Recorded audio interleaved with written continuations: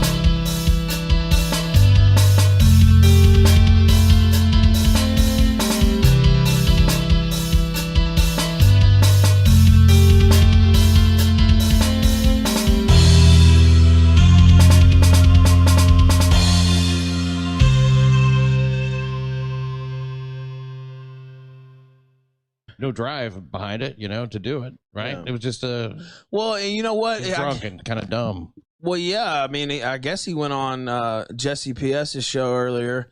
By the way, Jesse P.S., I heard your junkie brother died, and I'm glad he's dead. So I'm definitely glad he's dead, and I'm definitely going to go piss on his grave. So I just wanted to tell you that and let you know, and hope you screen cap that and go ahead and show it. Press P to piss on the grave of Jesse P.S.'s brother here in chat. We will always honor his memory. You know what? I might go looking for some pictures of this faggot, because I know how you like to do, Jesse. I know how you like to make it personal, how you like to talk about, violence against me, how you like to visit my house. I'm going to start putting up a picture of your junkie brother on my fucking show, you piece of fucking shit bastard. We're just getting started, buddy. We're just getting started. See, you motherfuckers don't understand. You will never run me out of this business. You will never shame me out of the game, ever.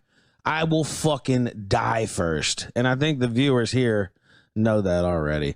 But anyway, Jesse, I just wanted to shout out your brother. As soon as I find out where that grave is, I'll let you know. But you know Jesse, don't you? We met, yeah. What a great guy that guy is. Has he ever? Never mind. You know what? I won't. Yeah. I'm just wondering, has he ever been any different? I don't know how. I don't think so. But well, sometimes you get talking to people and you find out shit you didn't know, and you find out, and people have done things that you don't know about, and then there's people have beefs you didn't know about, and that's kind of where I'm at. But I don't give a shit. It sounds to me like if you're saying all that, you must have a fucking reason. Yeah, I have a very good reason. And I mean, if you said he had people going to your house and shit like that. Well, he came to my house himself. House. Yeah, well. Yeah. And then I guess he said tonight that he would pay people to like visit violence upon me or whatever. Wait, what? Wait, hang on a second. Visit violence upon. Wait a second. I'm sorry. Did he give himself a trophy? Pod Awful sucks. The dark future is here. Let's get out of here. The internet is screwed. From space on the moon, Jesse bullies the goons. Pod Awful's watching you.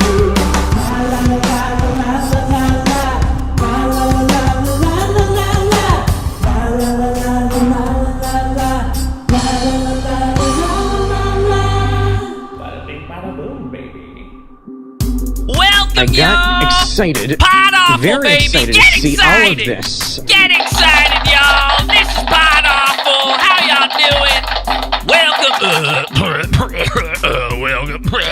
Welcome. Boy, even Ralph sure has had a lot to say lately about me. It's very strange. I almost never talk about the guy. I mean, I brought his child some diapers, but that's about it. It doesn't seem like that big of a deal. Diapers deployed, it says here on the screen. Anyway, welcome. I'm your host, Jesse P.S. This is Pod Awful, baby. Share that show.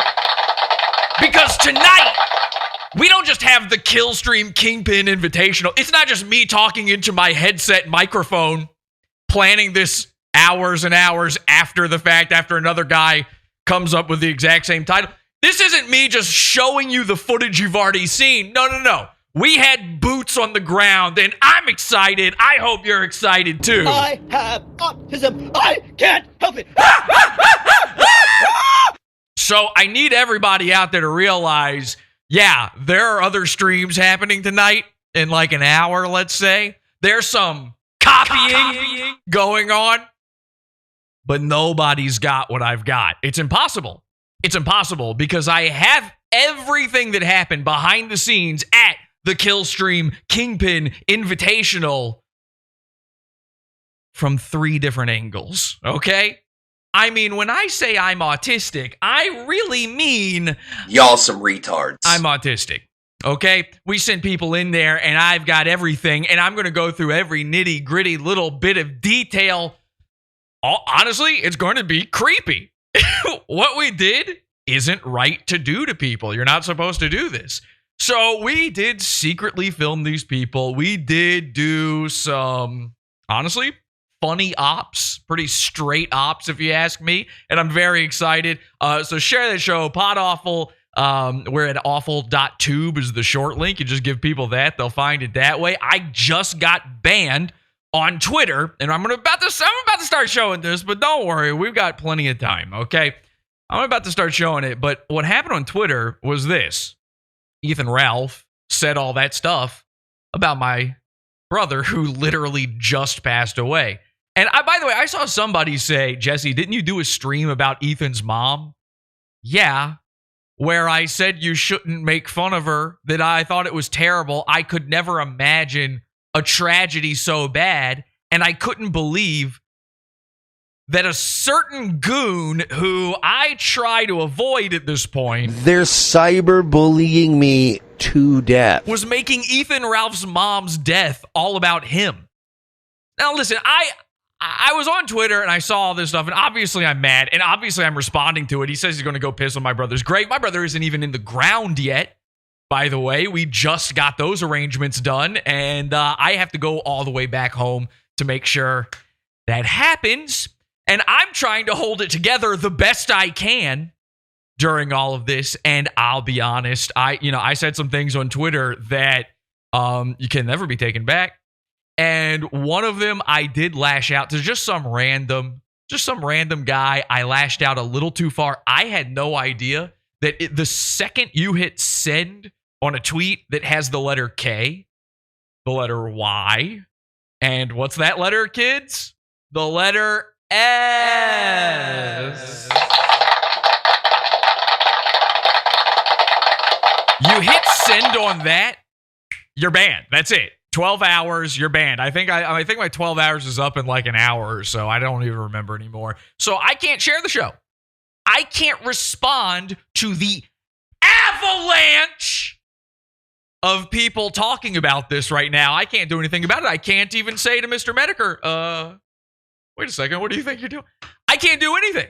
So I've got my hands tied behind my back, which, by the way, might have done them a favor if they had done that while bowling at the Killstream Kingpin Invitational. That's right. I always knew I'd have to cover this thing. I didn't realize I would have to cover this under the worst circumstances of my entire life. My twin brother Jeffrey just died, but he loves this shit.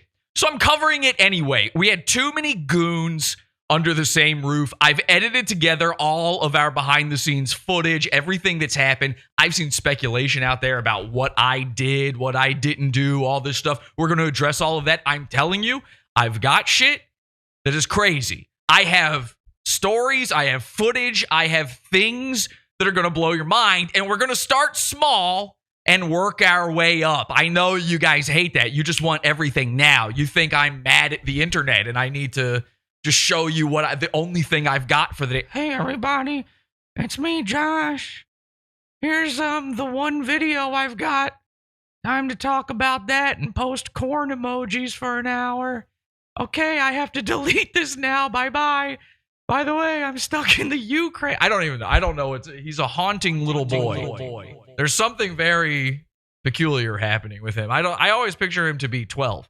So anyway, I've got a ton of shit I'm going to work my way up to the best stuff. We're going to talk about all the goons. We've got Ethan Ralph. We've got Dick Masterson. By the way, we've got Dick Masterson's girlfriend, 80s girl. We call her something else around here.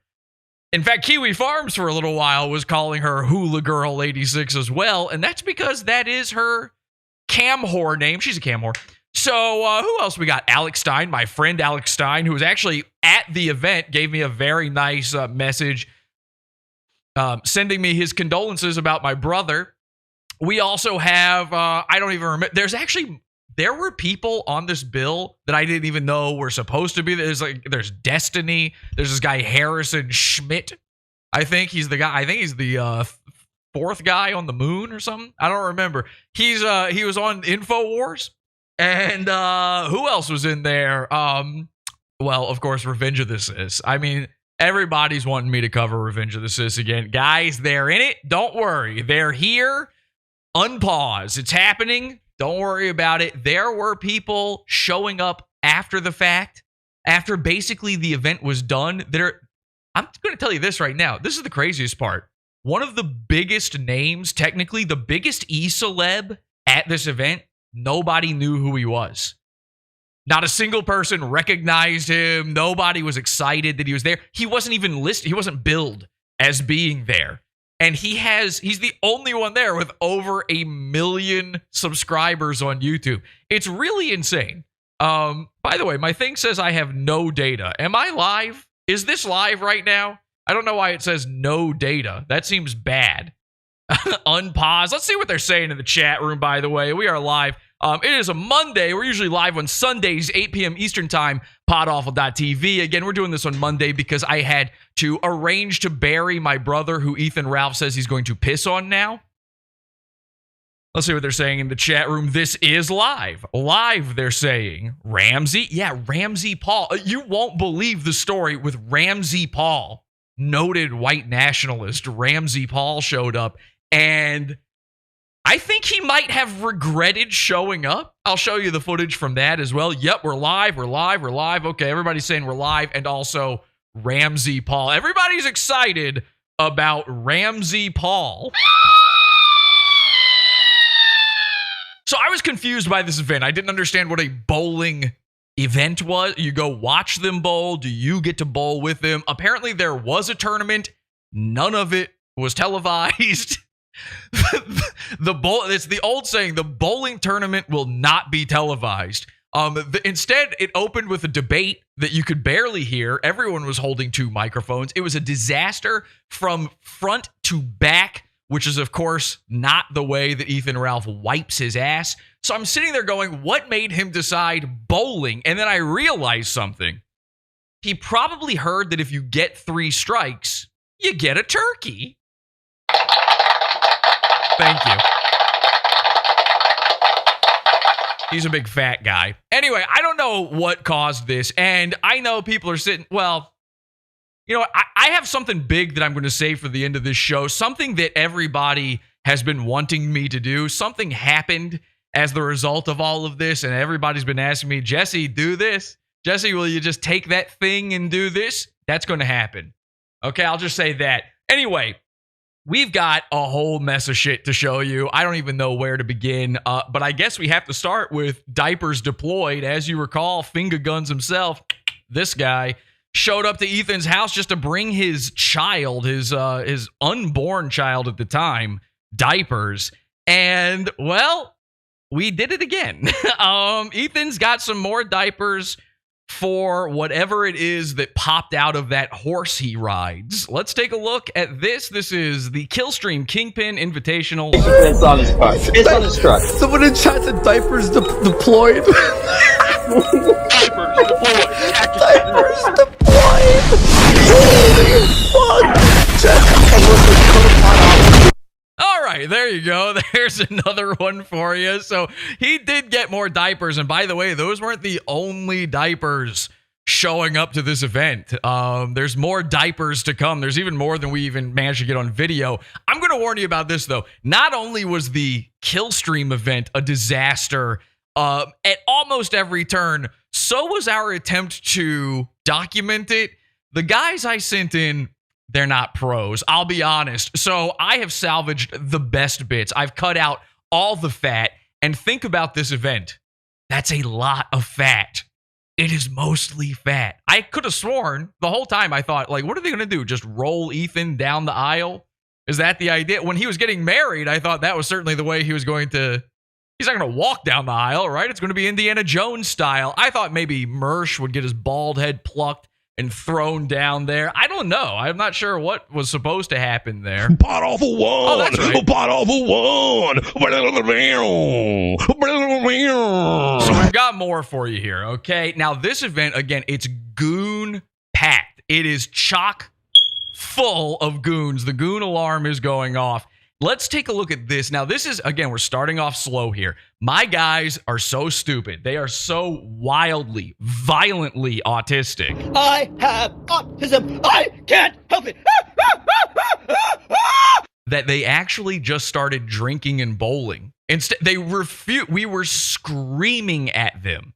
Eventually, matters had to be taken into our own hands. We had to send in more troops. We had to, well, I'll save that for the end as well.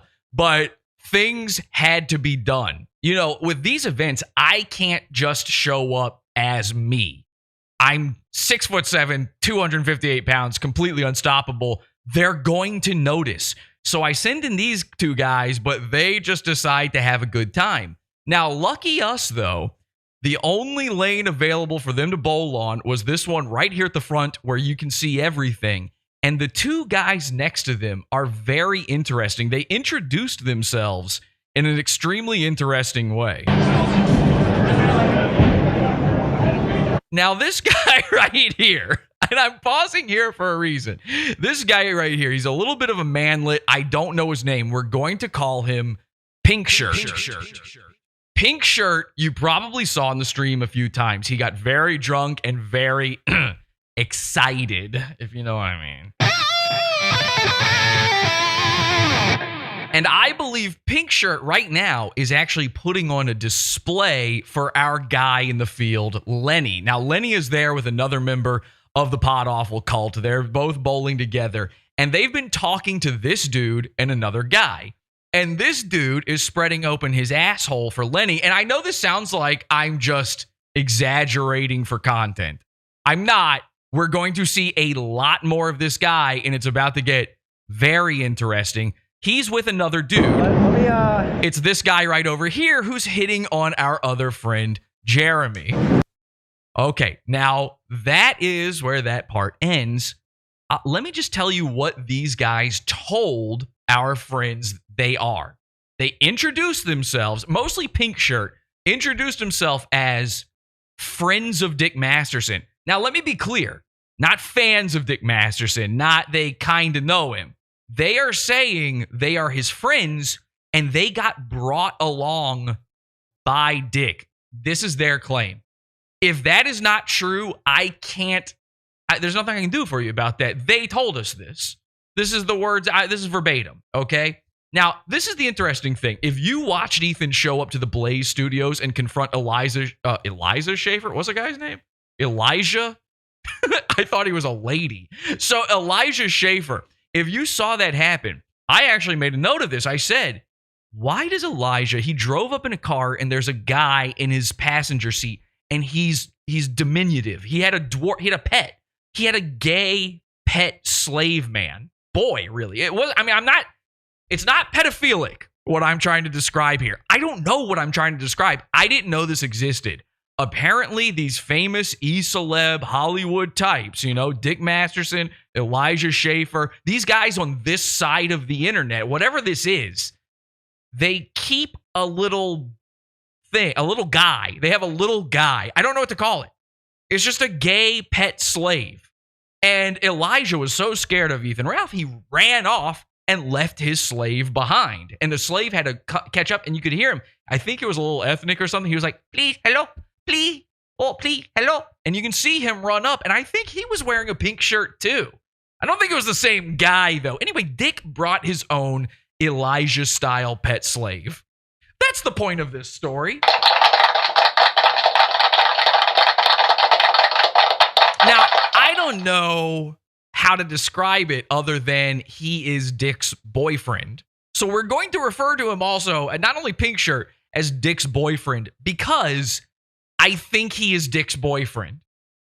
And for those of you who don't know, Dick Masterson has been outed by his own ex-girlfriend, and not in a, oh, you know, he fucked me over, so I'm just getting him back and making up lies way. It's too elaborate. She provided proof. Dick Masterson was caught trying to suck cock by his current girlfriend, Hula Girl, 80s Girl. He actually used a Google account that he has connected to his smart TV, and 80s Girl accidentally opened up the email on the TV, and she saw Dick Masterson trying to suck a guy's cock at Burning Man through email. He was like setting it up. It is well known at this point that Dick Masterson is, at the very least, bisexual, if not straight up gay and using a beard. And I kind of lean toward that one because think about it. He wrote a book called Men Are Better Than Women. So let's go to our next part here. We're going to see more of that. Again, if you don't believe me, I've got plenty for you here. This part is called Creep Shots, and it's exactly what it sounds like. My guys just started filming. Dick Masterson, 80s Girl, all the gang shows up for this one, and they were caught immediately. They were clocked so quickly. Now, the audio is going to be terrible, by the way, in a lot of this. I've cleaned it up the best I can. You're not going to hear what they're saying. This isn't about what they're saying, by the way. For this part, the bowling alley was playing music so loud, there was nothing we could do about it. This is a GoPro camera, but just pay attention to the subtleties and look closely at what happens while he's filming. So we're looking at the back of Mersh. Dick Masterson is being fully lunar eclipsed by him right now. And there on the right, in her one good dress, she shows up to every event in this thing. The Crypt Keeper herself, Skeletina.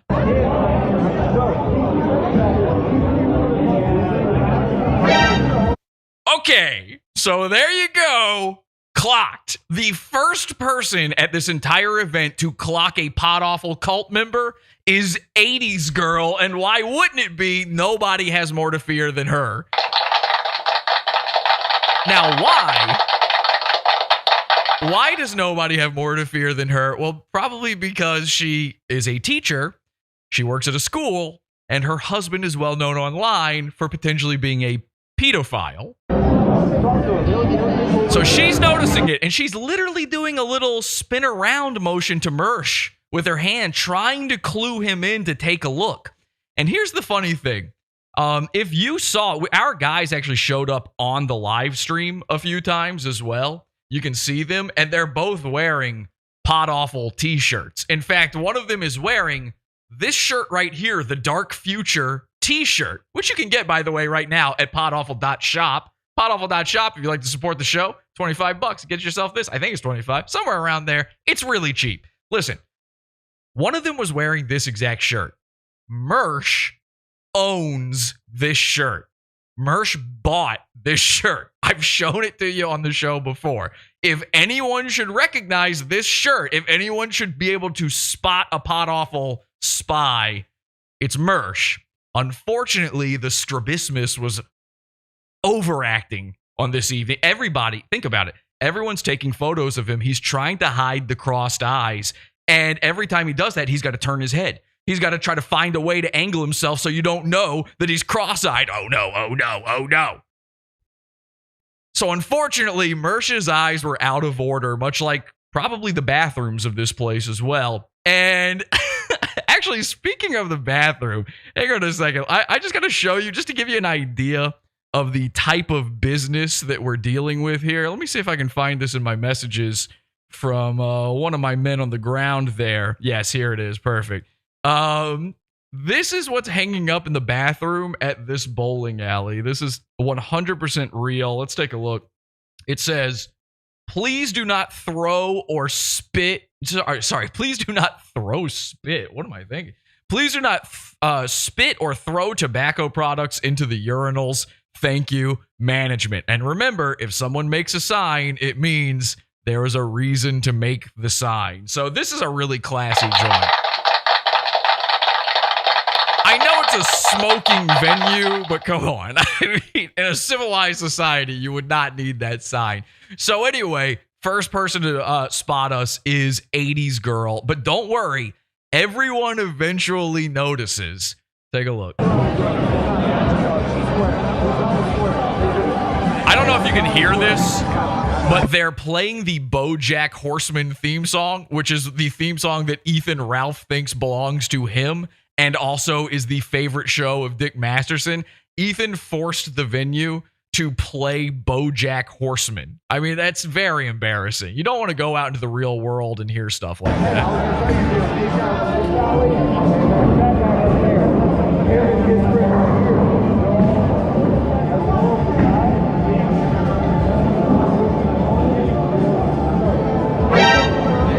Okay, so 80s Girl clocks him again, and she's getting nervous. She sees the GoPro pointed right at them. She knows exactly what is up, and she does not want to be on camera. She doesn't want to be on camera because she does not want to be on Pod Awful. And really, who does? So now she needs Dick to see this, but Dick is not paying attention.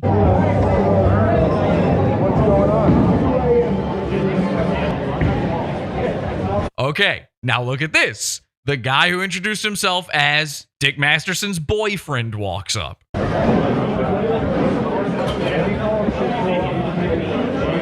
And he is an attention hog. He's going to try to jump in front of that camera as many times as possible. He actually, Dick is going around interviewing people during this time. He's brought 2 microphones of his own, a Zoom recorder. He's interviewing. This guy gets interviewed. You'll see it all.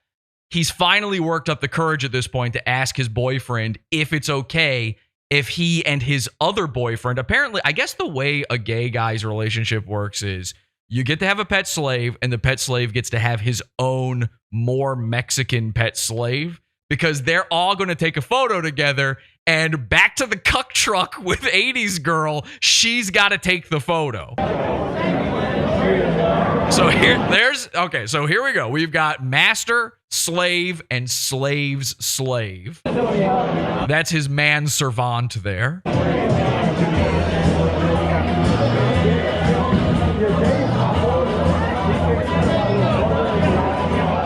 So there's 80s Girl taking the photo. And remember, in her head this whole time, she's going, oh, God, Pod Awful is watching this. And the guy filming this, by the way, has been on the show. It's Lenny. It's my man. I get my own man servant as well. He's Lenny. He's the guy doing it. I sent my little gay pet slave out to do this for me. And he's the one filming. He's been on Pod Awful. If you have seen Pod Awful, you've seen his face. Which means 80s Girl and Dick Masterson are watching Pod Awful because they've definitely seen his face. Wait till you see this. He makes sure, by the way, he always touches Dick. Like every time he rubs up against his bicep, and Dick always pretends like, oh yeah, I'm barely even paying attention to you. Who are you? I'm sorry, what? If Dick thinks he's being watched, he never fully addresses his man servant. All right, so Pink Shirt walks away, and then we've got 80s Girl catching another glimpse. She's trying to sneak a peek. So now this is real, by the way. And if you listen very closely, you can hear this. Now she's telling Dick, there's a guy from Pod Awful behind us. That Jesse guy, somebody, I don't know if it's him or one of his guys. He's behind us and he's filming right now. And wait till you see this. Oh my God.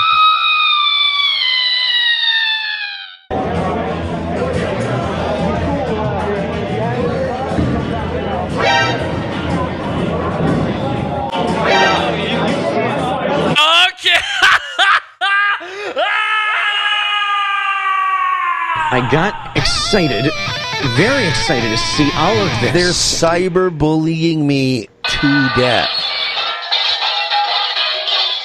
Proof fucking positive. If you physically recognize Lenny you are watching too much Pod Awful, to be honest. And by the way, Alex Stein also recognized Lenny. So that's a very strange thing. Lenny was out there. Lenny was a bigger e-celeb than the 1 million subscriber YouTuber that Alex Stein brought along with him. Dick Masterson just turns around. He takes a quick sneak. He tries to get it in before anyone notices, but he does a double take. He looks twice, and then he turns back audibly, by the way. You can hear him say it. Audibly says to 80s Girl after he looks right into Lenny's eyes, "Oh, yeah." The next words that follow out of that are, "You're from the internet." Watch this.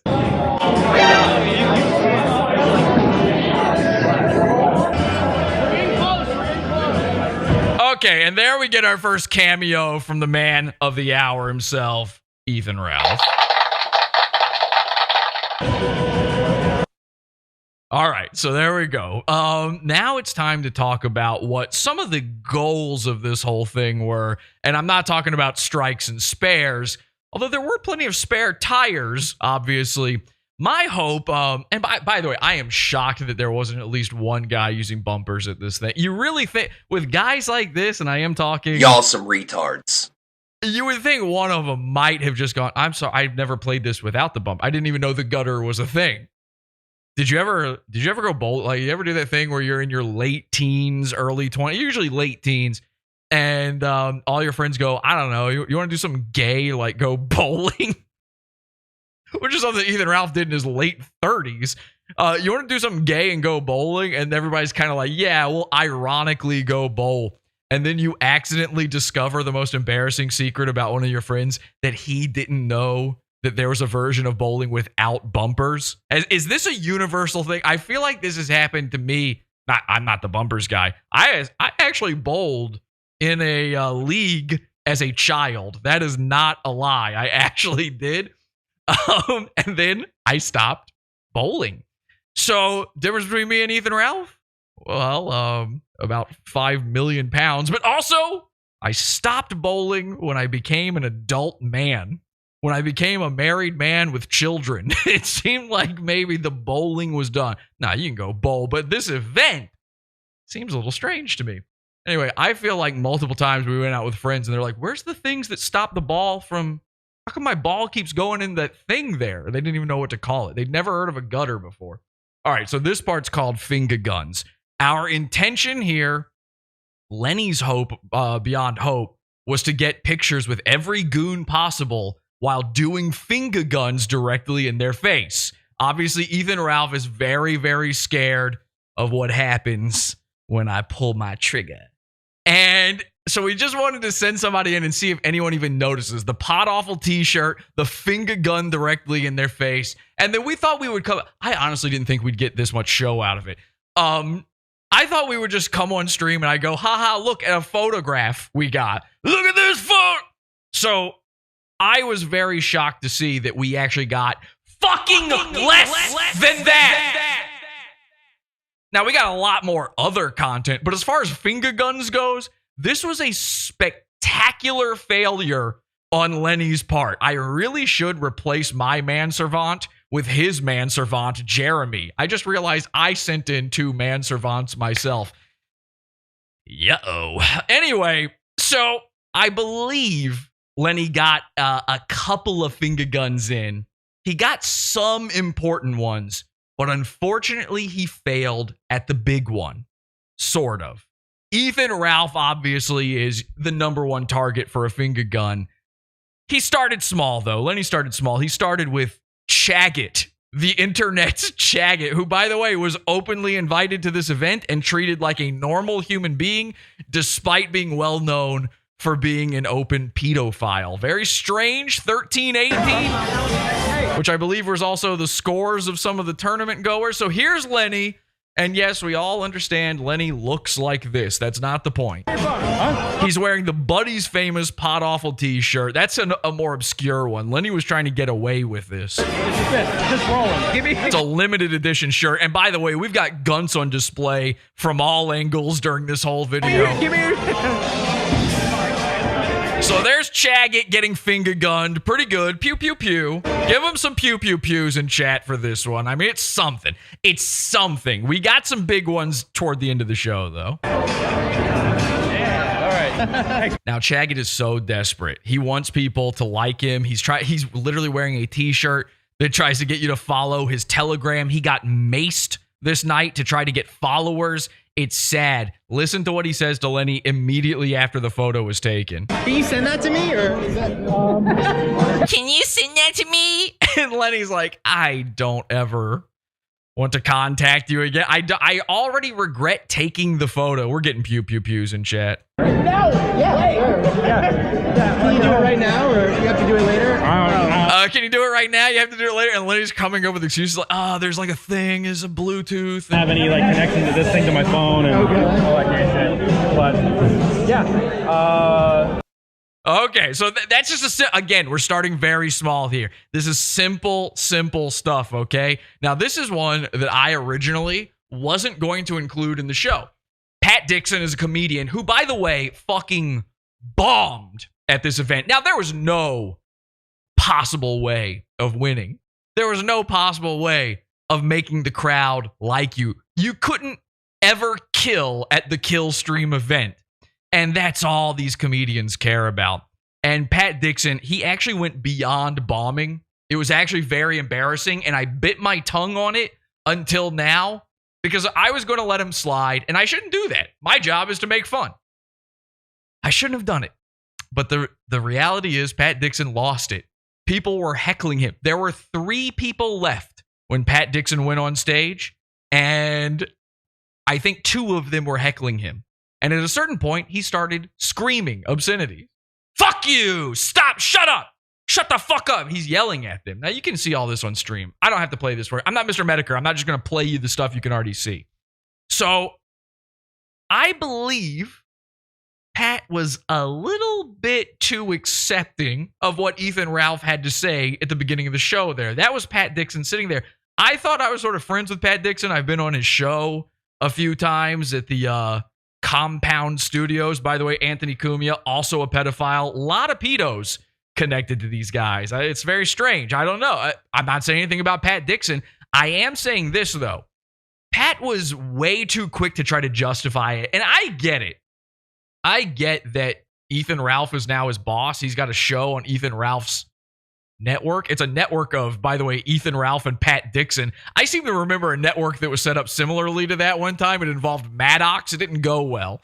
So I can get being a company man in that way to some degree. But the guy is sitting there springing on you, clearly, by the way, that a guy you know that you're kind of friendly with, who is very good friends with another guy you're friend with, Ryan Katsu Rivera, he's springing on you that he is claiming he's going to literally go piss on this guy's brother's grave. This guy who just died, calling him a junkie and all this other stuff, which, man, Ethan, you want to talk about junkies? Oh, man. Okay, I'll save it. I gotta save it. So anyway, I wasn't going to cover Pat, but then I saw that. It was kind of weaselly. It was wormy. I saw the way that he tried to say, like, well, if you're saying this, it must be true. Pat, I just want you to know, the only thing I ever did to Ethan Ralph was deliver diapers to his house when he was having a baby. And I didn't go in his yard. And I didn't give out his address. And I never doxed him or any of that stuff. And this whole claim about me wishing violence upon him, you can watch the stream he's talking about from last night. I did sort of a preview of this sort of thing on YouTube, and I'm joking. We have the guy on who hit Ethan Ralph, and I'm like, yes, we condone violence, a thing that no one ever says. By the way, unless you're Ethan Ralph, no one ever says that seriously, unless you're Ethan Ralph. He does condone violence. Where is the line? I can't find it anymore. So I think Pat is probably a little confused. And I wasn't going to show this, but he does deserve it. Fortunately, Pat was caught the entire time he was there, even well before he had his big baby freak out, like a little baby bitch. He was alone in the corner tweeting by himself, never spoke to anyone the entire night. There he is. That is worth capturing. That he's just all alone. Lenny's saying that is worth capturing. He is just all alone. Okay? The entire time. This is a social gathering. There was a guy apparently who sat at the front of this event. They had like a little extra room at the front of the bowling alley, and he sat there the whole time. I'm not kidding. He was an older guy playing Super Smash Brothers. I would rather be that guy than Pat Dixon at this event. That guy is less embarrassing. So, Pat, sorry, man. But it is what it is. As Ethan Ralph would probably say, at the end of the day, it is what it is. I took a dookie in the bathtub and other assorted sayings. And so there he is, just sitting there, alone. And he hated being there. He had to do this. This was a gig to him. He's not friends with Ethan Ralph. Him sitting next to Ethan while Ethan said that shit on that podcast is not something he wants to do. He wants the exposure. He is confused and thinks Ethan Ralph will get it for him. It certainly won't be good. Case in fucking point, Pat. But I get it. You hitched your wagon to the wrong horse, and I'm not talking about May. So, all right, this part's called Dick's Boyfriend and Girlfriend. So we're going to see both of them in this part. We really get a nice deep dive into Dick Masterson tonight, and I do have proof that Dick lied about hurting his arm. Absolute, irrefutable evidence that he is lying. Let's take a look. Dick's Boyfriend and Girlfriend. So there's Pink Shirt. There's his manservant again. And there's manservant's manservant. And they're recording a podcast or something. And by the way, Dick Masterson, there is talk around town. I don't know if this is true or not. He's apparently, a lot of the people there, listen, I don't want to name names or anything on this, but a certain somebody refused to wear bowling shoes while at this event. And I just sucked dick. No. I'm not talking about Dick. Dick is wearing bowling shoes. There was a guy who wouldn't wear them. Like maybe he was wearing thick shoes or something. I took a nice dicking yesterday. No, again, I'm not talking about Dick. There's this guy, he might have had lifts or something to try to look taller on camera. I'm always gonna be Big Dick Daddy. Okay, anyway, he would not, I'm not talking about Dick. But there is talk around town that Dick Masterson may be sort of height maxing in a way. He might be doing tricks to try to look taller. It is believed that he claims to be 6 feet tall. It's believed he may actually be 5'11". I just want that out there. So he's 5'11". Think about how tiny Pink Shirt is.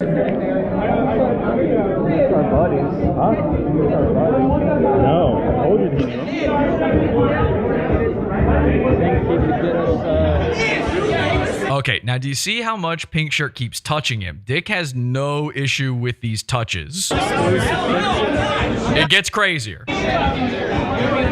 Now there's manservant's manservant jumping in as well, and Dick leans in so he can hear him. He's very comfortable with these guys.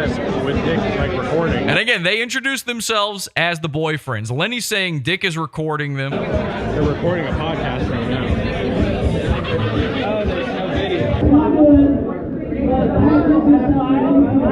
Now, all right, this is where it gets bizarre. Now, presumably, this recording will end up in some podcast or something he puts out. I don't know. I don't know what the plan is for this. Presumably, that's what's happening. I cannot wait to see what led to this next line they say. Listen very carefully. Okay, now, I don't know how clear that's coming out for you guys. I can hear it. He actually says it multiple times.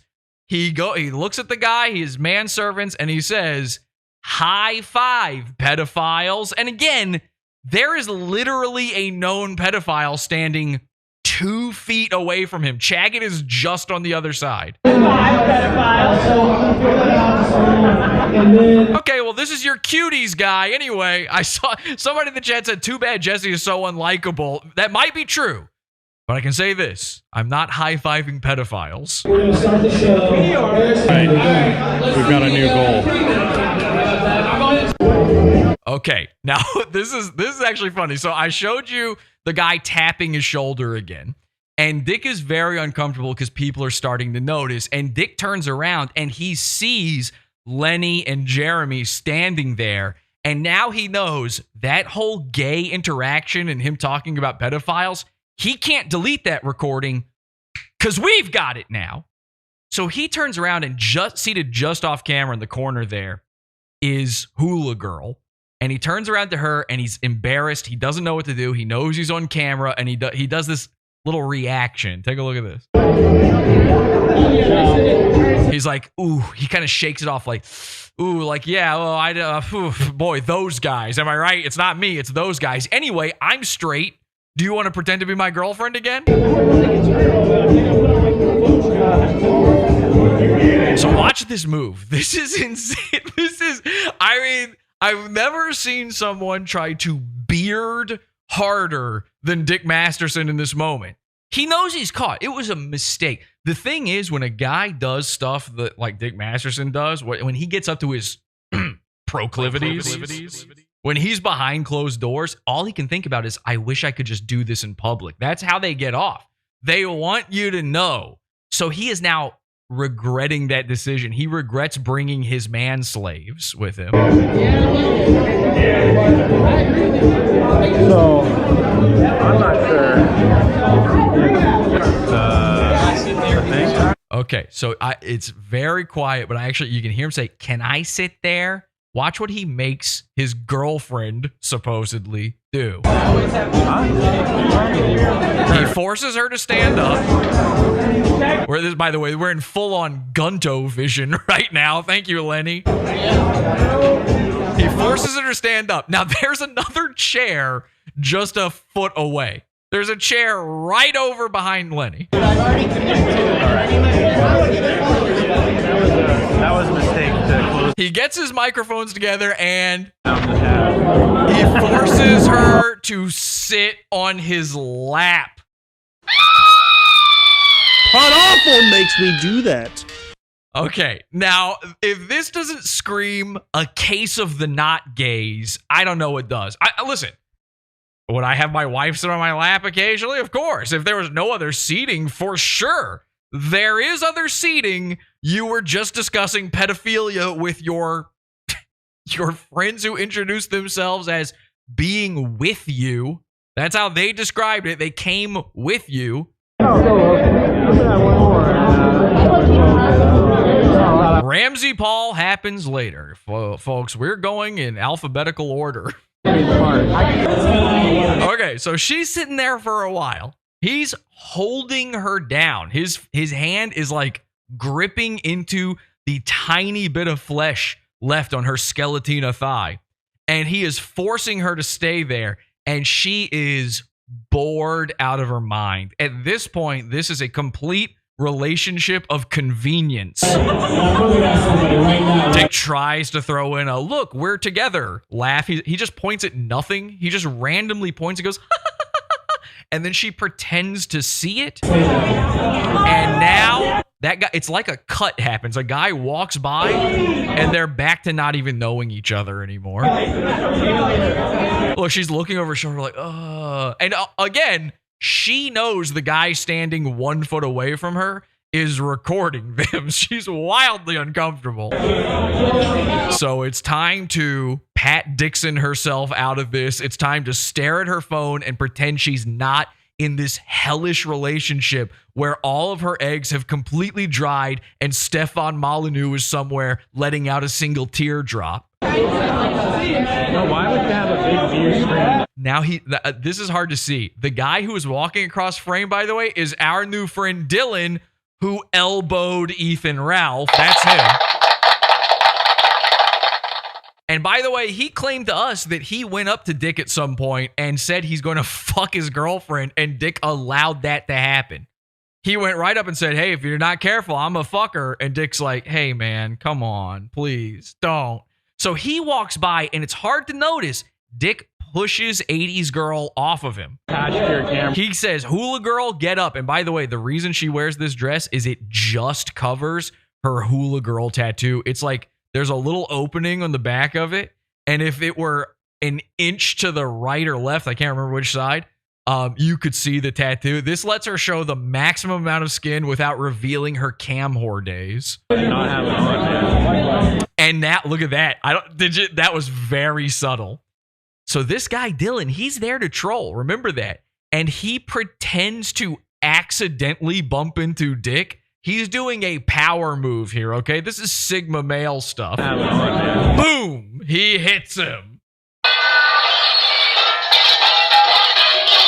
Crashes right into him, and look who notices. Look who's looking over at the camera right now. Hula Girl. By the way, now, okay, hang on a second. That's a little bit of a surprise there. Hula Girl, by the way, the reason Dick gets up is he goes over to like rub Destiny's shoulder. So the only reason he got up was to touch another man, and Hula Girl doesn't sit down the entire time. I would keep it in, but it's just watching a lady stand. She's too afraid to sit for what Dick may do. Now, this is the way Dick treats his current girlfriend, the girlfriend who grassed on him about being gay. However, it's definitely not a beard with her. Let's take a look at some archival footage of Dick with a different lady. This is our friend Jamie Lynn. You're listening to Comfortably Numb because Dick is listening to Comfortably Numb because he's sad that she broke up with him. Never let it be forgotten that Dick is lying about this whole simp text thing. He's lying that, he got a three-way. No, he tried to make a three-way happen. It failed. He forced that woman we saw in the blue dress a moment ago to live inside that cuck truck right there for a weekend while he banged this girl, which I know that also sounds Sigma. However, when it's followed up with the text messages and what we're about to see here, you can no longer claim to be Alpha, Sigma, Omega. You're no longer on the chart. You're Charlie. By the way, this is a completely normal thing to do, to display your heterosexuality to your neighbors, to awkwardly stand in the front of your Mexican gravel pit yard so that all of your neighbors can see and make sure they know, like, no, look, I touch a girl's butt. I look completely comfortable doing this. Shouldn't have skipped leg day. Uh-oh. I don't think there is anyone home. Not upstairs. Maybe inside that ass right there next to Jesse. Okay, he can no longer physically hold her, so he lets her down. Enjoy. And then watch this part. This has haunted me for my entire life ever since seeing it. We think we're just watching the creepiest security camera footage of all time. It gets worse. He makes sure the neighbors can see, and... Hello!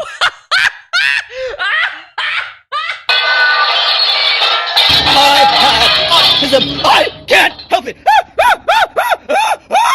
Okay, so if you don't understand the context of that, Dick secretly filmed moments like this. He tricked Jamie Lynn into going into his front yard, knowing that it would be on camera, the way that we were creep shotting him and 80s girl. And he had this little tender moment with her so that in the future, if she left him, he could attempt to emotionally manipulate her into coming back to him using the video we just watched. So he is sitting there watching that. He's listening to Pink Floyd because it's her favorite band, and he's crying. I don't know how well it picks up in this resolution here, but there are tears in his eyes at this part. Okay, so there you go. I mean, that's an amazing moment.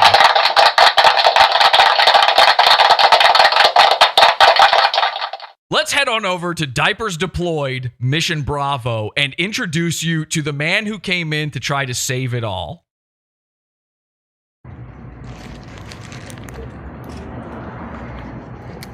Diapers Deployed. Now, I said to my guys, listen, you're really fucking all this up. We haven't seen you on stream yet. You haven't gone up and done anything funny yet. at all. We actually had a moment early on. I'm going to pause this one for a second. We had a moment early on where a guy called Tux Loves You. He was live streaming the event before the live stream actually started. Probably a lot of you watched it. And I'm actually, let me jump in. I see Tux is in our Discord server. You can join our Discord, by the way. It's the Pod Awful Cult, podawful.com/Discord. Let me jump in with these guys and see if Tux can, I see he's on camera, but he's got himself muted there. Hey, Tux, what up? Yo, what's up? All right, man. So let me bring you on here for a second because you were actually there live at this disaster. And what I didn't, we were on a show together. Where'd you go? Your camera's kind of fucking up on me here. Why is it? Your camera's like blinking on me. It doesn't matter as long as we can hear you. Probably bandwidth issue. Let me turn it off and on again. Okay, yeah. Have you tried turning it off and on? Make sure you unplug it. Do a whole power cycle if you could. Actually, turn your computer on and off if you could.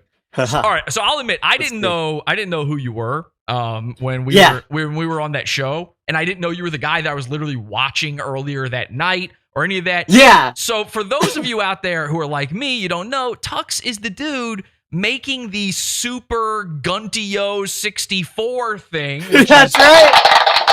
I mean, that's incredible. So I almost got a chance to switch it out with so the N64 at the front, that was my N64. I brought it. I was actually going to try to sneak away from my live stream setup. Hang on. The guy playing Smash Brothers was playing on your N64? Yes. Oh my God. I was going to sneak.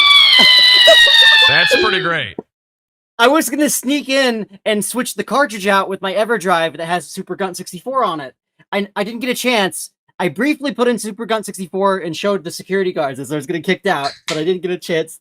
That's amazing. Can I ask you this? Have you seen Pod Awful before? A little bit. I did see the one where you went the January 6th when you came back the year after. That was pretty funny. Oh, thanks. So yeah, Jan 6 Part 2. I saw that one with my good friend Baked Alaska. So yeah, I only ask that. It's not an ego thing. I'm asking because I did. Go ahead. Wait, I actually know one of the a former prominent member of your community. Oh, who's that? Do you remember Shalyn? Oh, listen, I can't get into. We can't get into this. Damn it. Fuck off, dude. Honestly, I should have known that because I know what servers you're from on Discord, and I trust you very, very little now. I only asked about the watching the show thing because I did do an episode called Super Guntio Bros about Ethan and Mersh. I didn't know if there was any overlap there or not, but I'm assuming no. Am I looking at a second camera where I can see you sitting at your workstation? What is that? I'm not sitting. I'm standing. Oh, yes. Oh my! I you know what? I actually like it. You may have noticed you're a bit of a man after my own heart when it comes to that sort of thing. I really, okay, I dig that. That's cool. So, anyway, okay, so you were at the event. Now, were you invited? Did he know who you were? Did he know what was happening? He definitely knew who I was because I called into his show.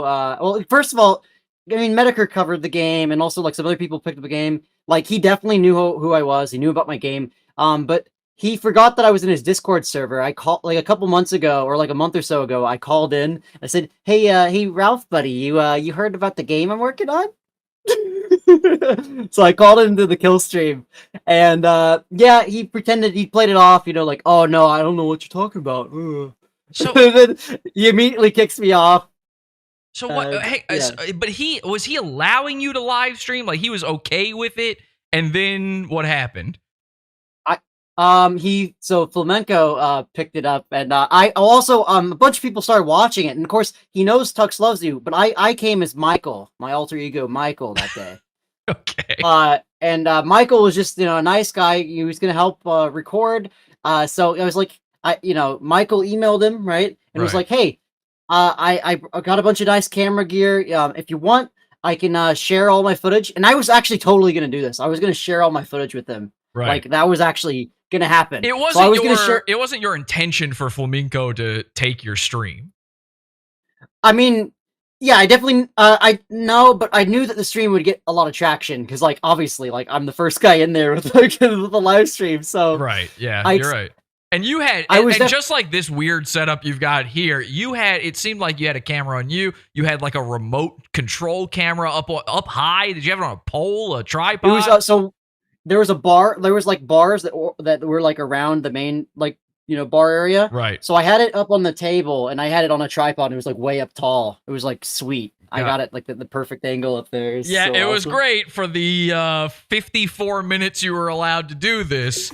And then unfortunately, somebody clued Ethan in to it being on Flamenco stream. He thought you were an A-log. He thought you were there to get him. And well, I mean, I was. Yeah, you were. You were. Now, so this is the first thing we're seeing, and we're screaming at our guys, our troops on the ground. And listen, did I assume other trolls would be there? 100. I assumed it was all trolls. I couldn't imagine him having any real people, actual fans left. But I didn't think anybody would do a good job of getting anything. You probably had the biggest chance, and then blew it with the whole stream getting picked up. I shouldn't have live streamed it at all. Probably I should have just recorded. You should have just recorded.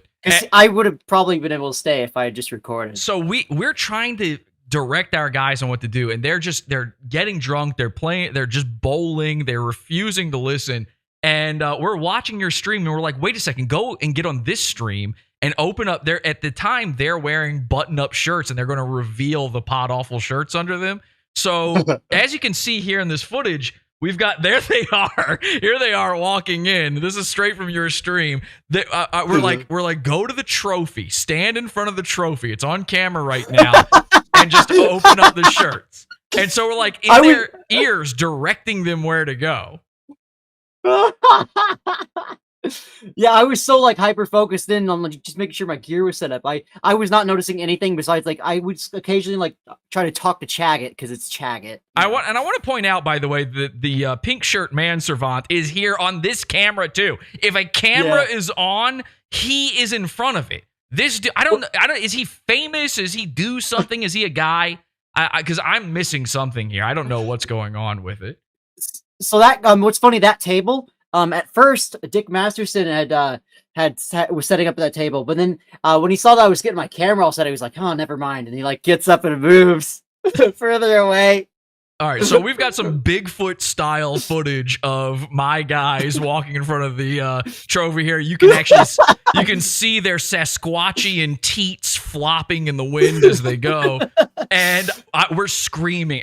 I'm losing my mind at this point because they're just doing nothing. Lenny's GoPro setup like failed. He didn't have the right stuff for it, and they're not getting anything. And we've got everybody in Discord live watching and freaking out, going, "We want content. We want something to happen."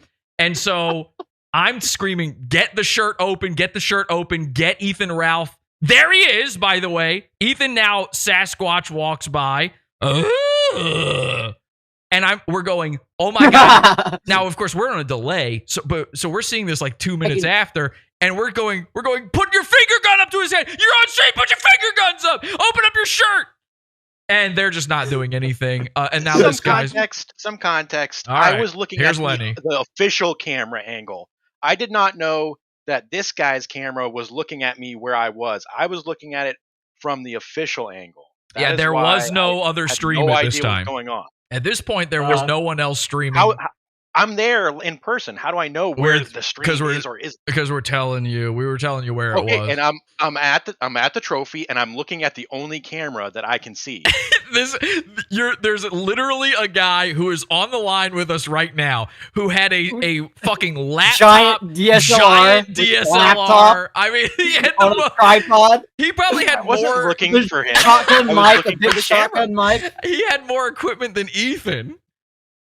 But I actually did. I bought 3 bags. All right, and then, not including the 64. So I want to point out how bad this failure is. Jeremy just opened up his shirt, and then the camera fucking turns. So now they're no longer on camera, and now the camera's focusing in on Ethan in the back there because of course it is. So we're screaming. Go ahead. Just a quick input. When I did notice when he was leaving, he had an entire suitcase worth of gear. Okay, so all right, this is not input hour. Thank you. That was completely unnecessary and gay of you to say. So, and there, by the way, we can see the manservant going up, trying to get on camera again. It's like he can detect it. How does he know? He's not watching the stream.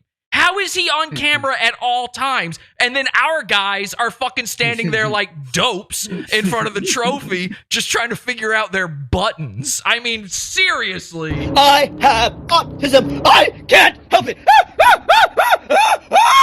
All right, so this whole thing ends with Ethan coming up. Ethan right now is realizing that Flamenco is streaming this. In fact, I'll turn the audio on for this part because this is pretty good. Yeah, Go ahead, Tux. I'm so glad that I was able to get the audio working. I forgot that my HDMI capture card has an audio source, and I finally got that in like a freaking boomer. But anyway. All right, so here comes Ethan. He's a hollering. I want you to picture the sound of as he comes. Are you live streaming this on Flamenco Show? No. Are you live streaming this on Flamenco Show? And hey, guy with the bowling sign up, we're gonna come back from the DJ booth. Oh, yeah, it was Wolf Pup. Yeah, snitch. And boom, there, and that's where it ends. There's no look more at that. stream. Look at that. Look. No more stream. stream. Here it comes. No look at that. Look at that. He's walking. You're on a delay. Listen. You're on a delay right now. You're watching the stream back. You're on a delay. Oh shoot! I'm sorry. It's all right. That's okay. It's funny. So Ethan is very mad. I know there was a point where you were kind of over at that area where it's sort of a bar. It's where Lenny was sitting creep shotting people. It's between the bar area and the bowling alley area. And there was a point where Ethan went over there. I don't know if he was talking to you or what before that. And I can't find it on the stream now. I don't know what happened. But he went over and we're screaming at Lenny and Jeremy, go over and finger gun him. You can drive by him right now. Execution style finger gun him to the back of the head. And right as they go, okay, the stream goes down. So it's boom. That's the moment it ends, is when they walked up to him. So as you can see, horrible failure from these guys. But luckily actually a few people came. Luckily, Sumsburg showed up with a 64. Somebody came and saved the day. Now, Tux, I'm going to jump out of here in a second. But before I let you go, there is a bit that I teased this already. The guy actually, is Jeremy in here too? I can't see it right now, Lenny. Is Jeremy in here too? No. Okay, so Lenny, I don't remember if it was you or Jeremy that said this, but one of you told me that pretty much immediately upon walking in, a guy came up and sort of said, like, okay, you see that guy over there? Don't say who it is. You see that guy over there? He's the drug connect. Was that you? Like, he's got everything. He's got acid. He's got coke. He's got pills. Molly, yeah, everything. Molly, everything. Okay, so you do remember that. Do you want me to not say who the guy was? Yeah, don't say who it was. Or who was the guy that told me? You can say who told you, just don't say who the guy was. Oh, it was Dick's manservant. Okay, so Dick's manservant. Actually, can you, for the people, you were the one who was introduced. What did he say to you exactly? How did he introduce himself? He said he was with the Dick crew, and I don't want to like straight dox the dude, but no, don't do that. All right, yeah. His name was. No. He gave me his phone number. It was. Wait, did he? I believe that. No. I 100% actually. No, the only person's phone number that I got was Paul. I can't back out of. For some reason, I cannot get the Discord to. There we go. To give me the thing. All right, there we go. Okay, so now here's the thing. I'm a little confused, Tux. You said on a stream last night that you wanted to get on a certain podcast and talk to somebody about a certain drug thing or something. I assumed that meant me because I'm the one who mentioned that. And I assumed... I don't remember this. You don't remember saying that? No, I was so flustered. I think that was...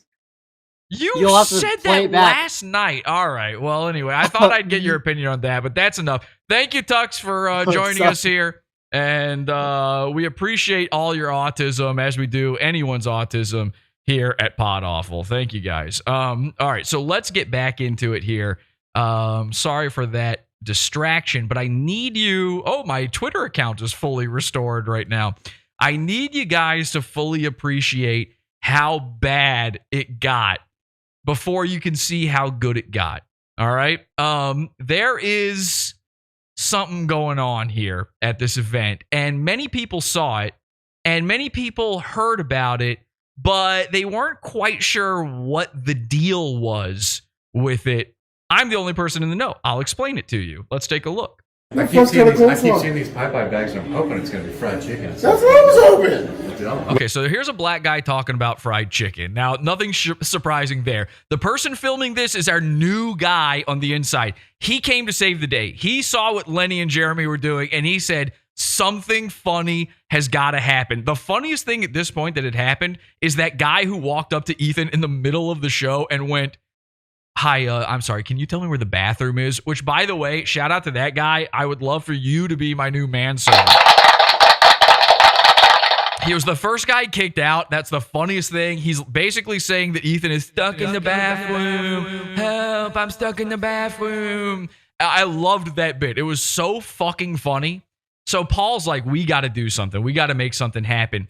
The whole time, coleslaw and diapers, by the way, had been showing up to the venue. Here's our new guy on the inside talking to people about the coleslaw. It's just coleslaw? It's just coleslaw. Yeah, somebody's trolling somebody. Oh, man. Did you eat any? You know we wanted them to say yes. And I bet they did eat some. The coleslaw was never making it past this point. These guys were sucking slaw. What do you say? I don't know, dude. I can't understand. Okay. So this is what we at Pod Awful call, it's a little thing known as slaw bombing. Slaw bombing. And if you've been following along with the Mersh coverage for a while, you'll know for some reason, I don't know why, we just enjoy sending heaps and mounds and piles of coleslaw to Mersh's apartment. We do it when he's not home. We do it when he is home. We know he is eating it sometimes. We know it's rotting in the Florida sun. Other times, he claims to give it to his friends, the opossums and raccoons. We know better that he's consuming it all for himself, including the styrofoam cup. And I noticed that maybe we lost a few people there to another streamer, but this is actually, it's funny they left for this part because slaw bombing is actually Mr. Mediker's favorite new joke. The story gets, I'm telling you, man, like the depth to this.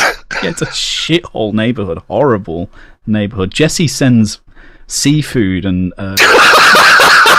shut up. In fact, Mersh has just gone. You won't be getting those laughs over there. Las Vegas. So Jesse and all his crew, they're now sending loads of coleslaw and seafood to his house. And when Mersh was trying to lose weight, Jesse just kept sending him pizzas and McDonald's.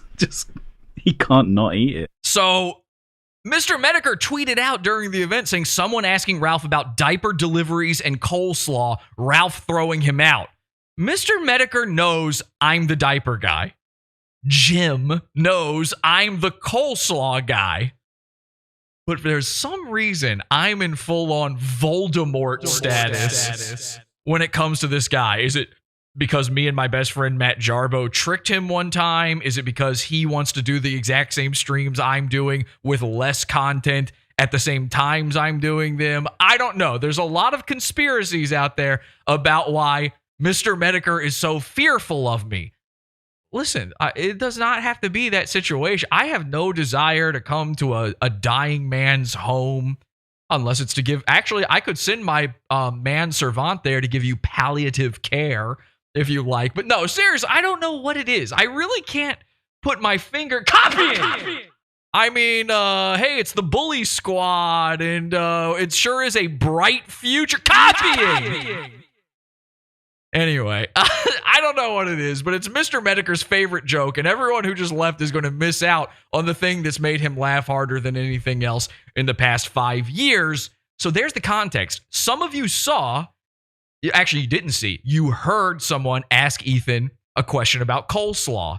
Unfortunately, the live stream froze during that part, so you didn't see what happened during that. You didn't see the assault take place. We are the only ones who have this on video. Let's take a look at what happened. Wait, what did you say? They're what? They're dropping off coleslaw. It's a joke and everything. He doesn't want it. So I'm like, all right, cool. Free coleslaw. What did they say who was for? Ethan. Oh, it's for Ethan. Yeah. Oh. Now, that's not true. I don't know why they're saying that. Everyone was sending it to Mersh for sure. How much did they drop off? And of course, you hear in the background, let's fucking go. That cannot be your catchphrase. You can't own let's fucking go. That I own guitar riffs. Let's rock and roll. That's my thing. I invented that. Morty, I just came up with something. It's called Let's Fucking Go. Wubba lubba dub dub. I'm full of them. That's so embarrassing. Anyway, so this guy, our guy on the inside now he's a more mysterious man. He is a creature known as 1185. He can be anywhere, anytime. He's a hacker. He hacked into the mainframes to get all of these coleslaws sent to this event, and he's just trying to make sure the slaw bombing makes its final stop. We can't have it here at the front with the one security guy. They just hired the one black guy at the event as the security guy. That's not good enough for our guy. So he's going to try to make sure something happens. Oh, so far it's been 2 Popeyes orders, like filled to the bag with coleslaw. And then one guy went to Walmart. He's all Uber Eats and everything. Yeah, and Uber Eats. It's way more than what that guy is saying. Way more bags and bags and containers of coleslaw. So one guy went to Walmart and got like 2 tubs of it. Millions of gallons of coleslaw running through the city. Shit. And then this guy. Did you guys give any to Ethan? Yeah, I gave him the diapers and everything that somebody had ordered. The security guy gave him the diapers? They're cyberbullying me to death. Hot Awful makes me do that. It's not true. They didn't give me the diapers. That I honestly, I had missed that in all the times editing this and going through the footage. I didn't realize somebody hand delivered the diapers. We missed that on camera, of course. Okay. And he just kind of threw it. He threw it. He just threw it. He was like, oh my God, I can't believe somebody's trying to help my newborn baby. Fuck y'all. Fuck my baby. And then he just bowls it down the lane, misses all the pins. Oh, you threw it. Oh. Yeah. Oh, wow. I heard you could get a split here. Is it a banana? Okay. All right, here we go. So our guy gets in, walks into the line. He's being filmed by the other 2 guys, my man Servants. He walks up, he gets into line, asks a question immediately. It's incredible, and honestly, this is a guy who gets a lot of shit in our Discord. He deserves a full-on finger gun salute round of applause.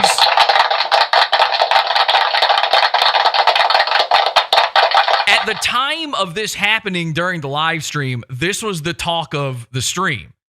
And again, nobody else has this footage. We're the only ones. Where this is exclusive. You're now watching fully exclusive content that people have been wanting to see. They want to know what's going on with the slaw. Mr. Mediker tweeting out the slaw. People responding to him. What is the coleslaw? What is this coleslaw thing? I was live in the chat room for the kill stream on Odyssey. And everybody in there is going, what the fuck, coleslaw? Ha ha ha! That's actually so funny. Now I guarantee you, much like with everything I do, if they knew it was Pod Awful doing it, it suddenly wouldn't be funny anymore, would it?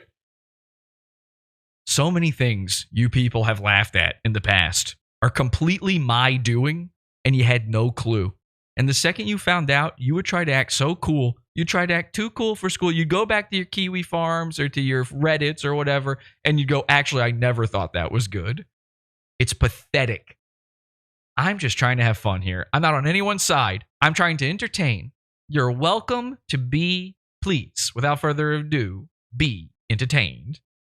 I don't know why we all have to be so disagreeable with one another. Anyway, here we are pranking a man live at his event. Really happy to be here. Congratulations. So right there off the jump, there's the clue. You don't know it's a pod awful guy? Well, now you do. He says, happy to be here. This is officially H2BH the show. Thank you so much, sir. Glad you're here. So it's just a quick question for you, Ralph.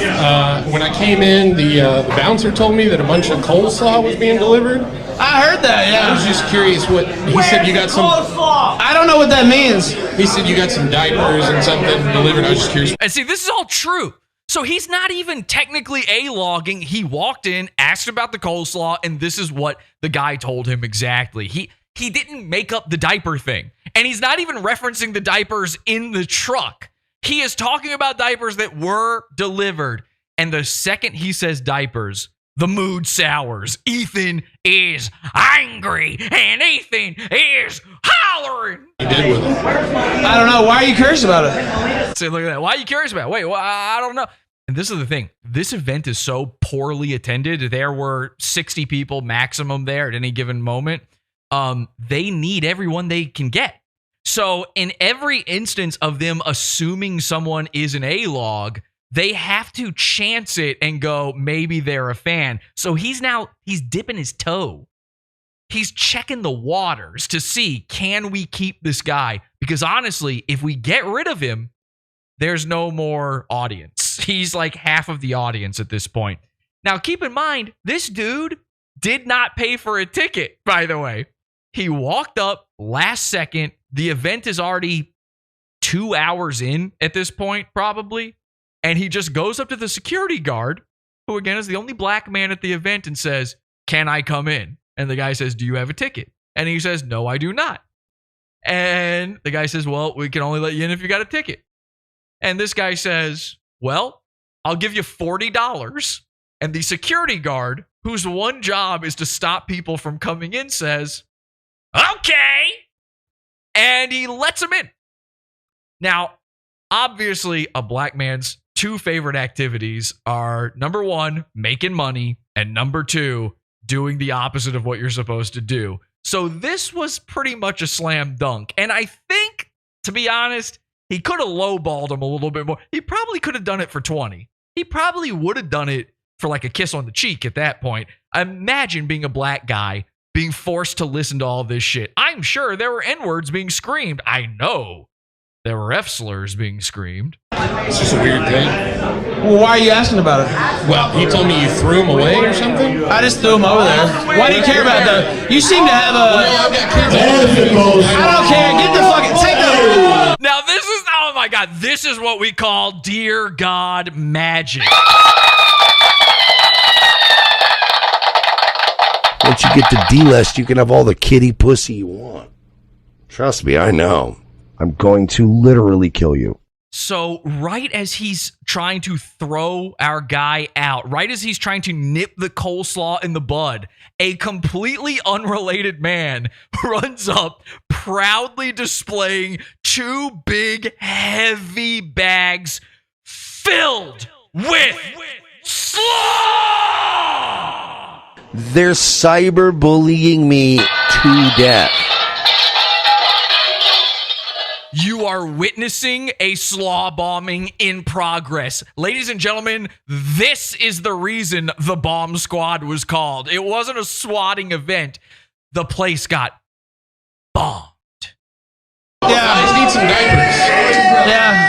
Are the diapers in here? It's a slaw apocalypse. Now watch this. We are about to get Ethan Ralph committing a crime on camera. Note, this is before anyone hit Ethan. The first person to conduct violence in this venue, the first person to throw anything, to break the law, to hurt someone, is Ethan Ralph.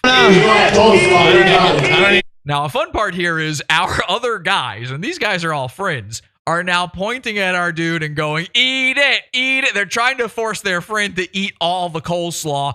That's the kind of chaos we enjoy here at Pod Awful. Pod Slawful. Thank you. I don't know. Ethan grabs the slaw. Now you gotta watch carefully. It's easy to miss this. Do you want some? You want to share it with me? Do you want some? Watch this. Boom! Bada bing, bada boom, baby. Bada bing, bada boom, baby. Ethan Ralph on camera committing assault. Yo, do you want some? Assault. Not really. Okay. Give the mic up to someone else. No, I don't. Yeah. Make him eat it. So everybody's talking about, oh, I wish we had him stomping that guy's head in. And of course, we all want that. We all want the footage of the guy getting his head stomped. Unfortunately, it doesn't look like it's happening because we actually have right now live a guy on the inside attempting to work on that footage for us. If anyone gets that footage, it ain't going to be Medicare. It's going to be Pod Awful. Sorry, Kiwi Farms. Good luck clipping it. I'm going to interrupt it 100 times. Oh, I'm sorry. Am I interrupting your kino?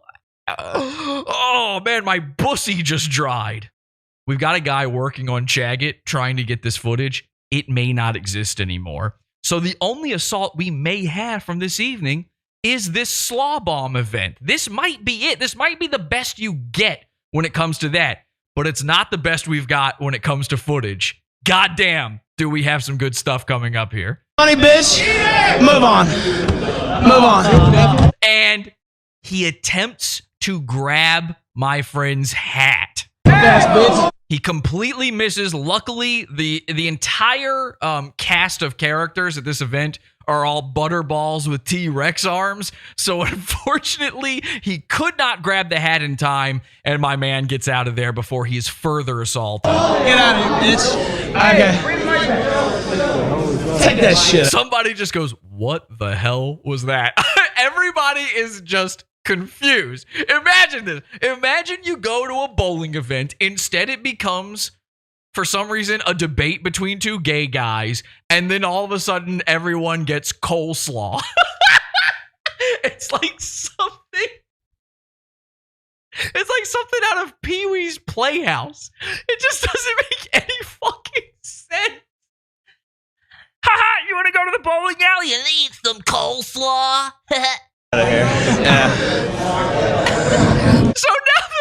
now they're passing around the slaw. They're trying to figure out, well, I mean, we've got the slaw. What do we do with the slaw? I'll have some. That's free food. Thank you. Hey. And of course, our guys are going, give us the slaw. Give us the slaw. Now, you might be thinking, oh, they're going to do something with it. They're going to like maybe throw it or plant it somewhere, dump it into a urinal. You know, a clever, fun, easygoing prank that hurts no one. No, they want to eat it. They just want to eat the slaw. What do we got? Kroger? Okay. The hell is that? We had to send another motherfucker home tonight, Destiny. It's okay, brother. Is that only two? That's only two. All right. So those of you who have stuck around this long, you are the magical few. You are a special bunch. Because here's what I'm going to do for you. I'm going to give you a taste of what we have coming up. While these guys taste coleslaw, I'm going to let you know what you get to see if you keep watching. Ethan Ralph absolutely does get finger gunned. We get more proof that Dick Masterson is gay. We get further proof that Dick Masterson lied about his injury to get out of being at this stupid event, and even more so, to get out of recording a podcast with Revenge of the Sis. That's true. The second time he's faked an injury on that, we have the full video from the parking lot of Dick and 80s Girl trying to escape while Ethan Ralph chases them down, trying to stop them from doing it. And also, for some reason, Mersh shows up. Call me a pedophile and dox my address. Okay. Ding, ding, ding, ding, ding. Ding, ding, ding, ding, ding. We also have another set of people getting finger gunned, and somebody we've been trying to get slaw in his hands for a very long time, finally gets the slaw delivered to him. But not only that, that's stuff that might excite my audience, might excite some of you guys out there. Later in the show, I'll be making a phone call to somebody about something very important to me, something that I'm pretty broken up about. I'll be making a call about that. And I'll also be revealing one last little trick up my sleeve. That's like 5 pounds of fucking coleslaw. Gross. Let's go!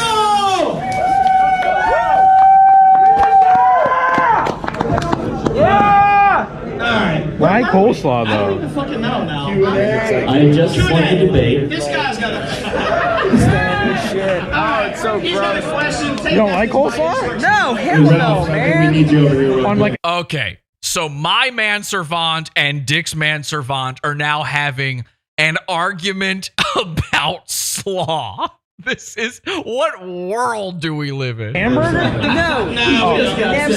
I'm from Pittsburgh. And Dick's manservant is getting very angry about it, but he's also using it as an excuse to touch my manservant. We put coleslaw in French fries. And remember, all of your favorite YouTubers and streamers and Hollywood guys, they all of them except for Mersh, who can't afford one, they've all got their own manservants now. You're not anybody unless you've got a servant. Well, it's gonna be tough, sir. It's gonna be tough. Never?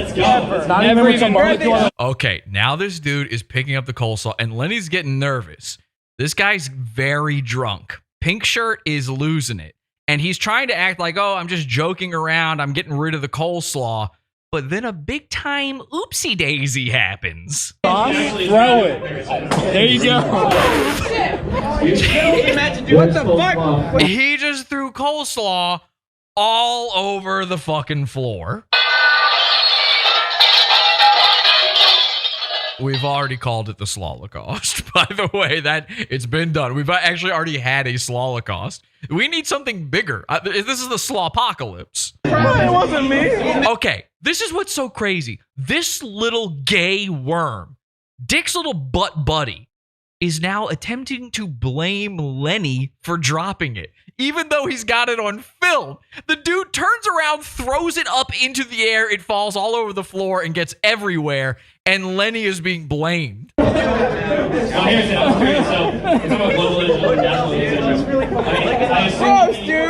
Oh, slaughty. That's so gross. Some level of entropy is okay. At what point in your opinion? Okay, so there's just this huge pile of coleslaw everywhere now. What do you do about it? You've got one manservant laughing at it. You've got the other manservant guilty of doing it. There's no more servants to clean it up. Or is there? Look it up! Look it up, dude! What is that? Oh, dude, it's so gross! What's your problem? And this is, by the way, a show is happening right now while this is going on. They're still doing the show. The show is not over. That redhead guy brought it in here. Oh, dude!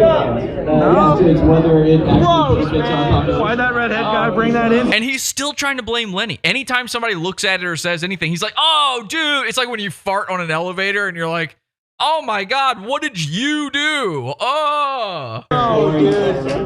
Oh, no. But he's not joking. He thinks he's getting away with this. So gross. Oh.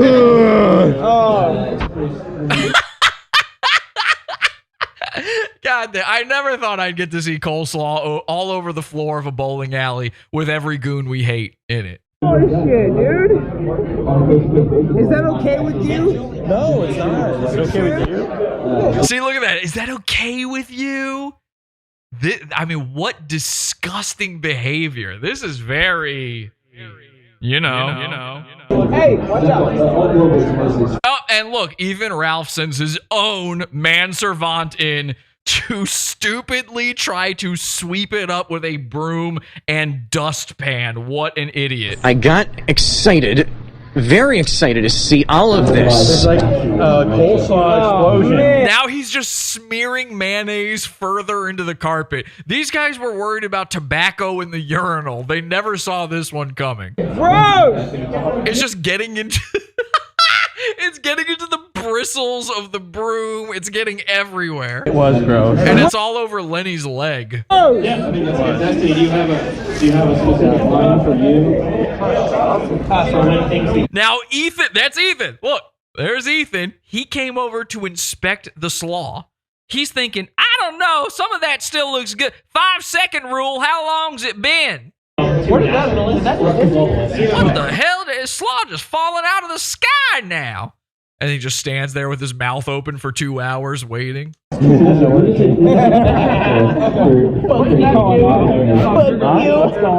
Wow.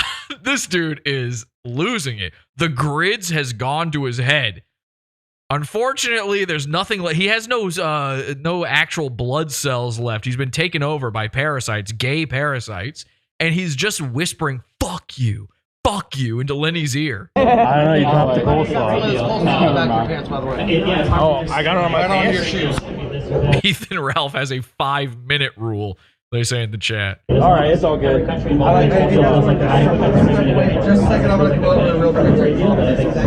I mean, there's just mayonnaise permanently in that carpet. Nobody's cleaning that up. There's an event going on. What do you think? They're bringing out the washer, the vacuum. What is that? The carpet cleaner thing? He's still sweeping it with a broom. This is the best you've got. Folks, they're not bringing the brightest, the best. And look at this. The servant finds an excuse not only to touch Lenny's arm, to vigorously grab at his breast meat. Mom's sloggetti. That's too much. You're good. Turned out to be good. We got it. Pass it off. That's all I need. So Lenny was just molested. That is legally molestation. He did not consent to that touch. Nor would anyone except Dick Masterson when 80s Girls in the Cuck Truck. Okay. So this part's great. Some other guy goes up to ask a question, and he immediately brings up the coleslaw as well. And a reaction happens that I did not see coming from Ethan Ralph. Some guy just spilled potato salad on my coleslaw. I'm sorry. Ethan Ralph is screaming coleslaw. Now he's into it. Now he's thinking like, yeah, actually, I did want that coleslaw. I'm Coleslaw Ralph now. Guys, I'm not the corn man. I'm the slaw man now. He likes it. He wants to be a part of whatever's happening with slaw. He wants to be inside the meme with it. He wants to be in on the joke. Unfortunately, Ethan, it's my joke. So no, you don't. All I can see the physiognomy here is nuts. It's awesome. This part. And I love that. This guy just very, very subtly just calls everyone there a mental retard to their face. Y'all some retards. The physiognomy in there is awesome, he says. That's such a great way of describing it. Yeah, everybody is looking radical right now. He's saying it while looking at Ethan. Ethan's like, I don't know what physiognomy is. Is that the class that I skipped and failed high school over? And we're off. We're in the house. I actually had to take physiognomy twice in high school. Eugenics! Somebody just screams eugenics. Now it's gross and satanic. Take his ass to Mordor, bro. Okay, now I'm going to have to clear some things from the footage here for you to really see what's going on. I almost missed this entirely. This was wildly subtle. Okay. Let me make sure I've got everything off screen here. Look at Manservant, pink shirt. Look at his Mexican Manservant. This is the only time where they Mexican Manservant's tired of being here. He's hearing about physiognomy. Somebody screams out eugenics. He wants love to be love. He wants an equal sign on his profile picture, and he wants to say it loud and say it proud. And so he sneaks in a little something. Take his ass to Mordor, bro. He's hugging and rubbing up on Pink Shirt. But then all of a sudden, a guy who happens to already either be live streaming or taking a selfie brings the phone over, and watch what happens. This party's lit. I appreciate some guys. Oh, he sees they're on camera and lets go of Pink Shirt. So if you thought I was lying about these dudes being gay who claim to be there with Dick, there's the proof right there. They just got caught on camera accidentally doing a snuggle session. This guy's a question. All right, that's all that was about. Okay, so pretty good stuff so far, and we haven't even gotten into the real meat of it. Ladies and gentlemen, boys and girls, children of all ages, this is Ethan Gets Fingered. Now, as I said before, Lenny and Jeremy and even our other guy all failed to get a finger gun with Ethan. However, some of you may have seen this on stream. I'm going to show you what you guys saw. Then I'm going to show you the perspective from Lenny's side, and I'm going to give you the context for how and why this happened. Okay, let's take a look.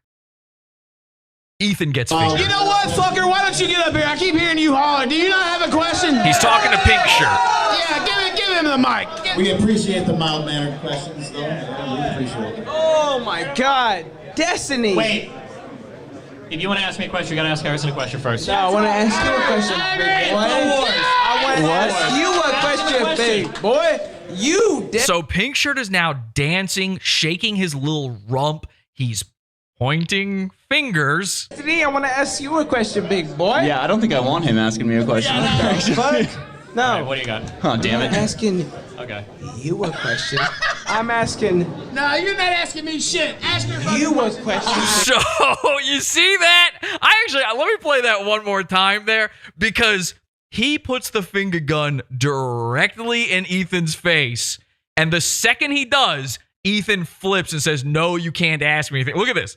You see that, right? And so he just kind of slyly slides it past Ethan and gets it on Destiny instead. So all of these guys have now been, trademarked by the way, finger gunned. asking me shit. Ask you a question, big boy. All right. So here's what happened. This part is called Ethan Gets Fingered by Dick's Boyfriend. That's just true. That's just actually what happened. Ethan gets fingered by Dick's boyfriend.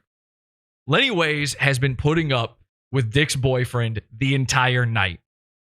He must have thought they had some sort of chemistry, both being manservants. I don't know.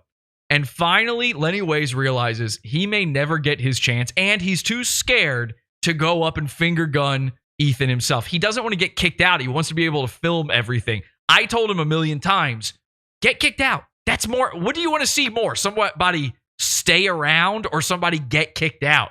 The most exciting parts are when people are getting kicked. Unfortunately, Lenny's too scared. He has too much autism inside him, and we salute him anyway. What he did manage to do, though, was talk up a big game to Pink Shirt. And he starts telling Pink Shirt about finger guns. And he says, did you see the diaper delivery? And Pink Shirt knows about the diaper delivery. Pink Shirt knows about yours truly. Bang, bang, bang, bang, bang, bang, bang, bang, bang. Finger guns. I just dropped my mouse.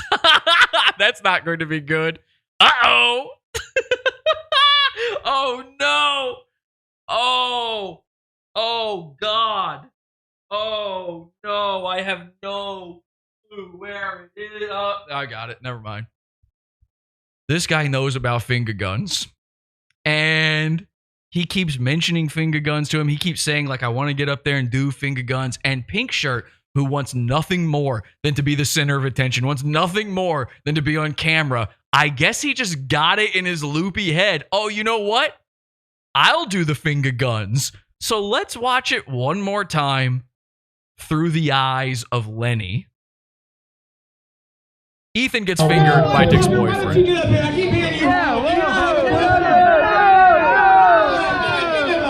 We appreciate the mild-mannered questions. Oh my God, Destiny! Wait. If you want to ask me a question, you got to ask Harrison a question first. Now, keep in mind what I told you while you watch this part. Boy, you, Destiny, I want to ask you a question, big boy. Yeah, I don't think I want him asking me a question. No. All right, what do you got? Oh, damn it. Okay.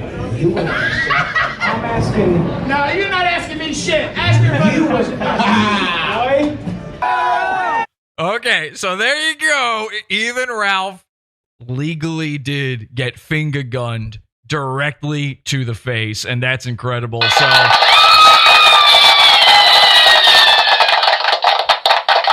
thank you to this gay little guy who is now doing a dance, by the way, for everybody. He's doing a little booty butt dance for Ethan, and Ethan is loving it. He's dancing. Look at him. Ethan's got his hands in the air celebrating the little booty butt dance. He's shaking his badonk. He's showing it to the camera. He's showing it to all the boys. He's bringing them to the yard.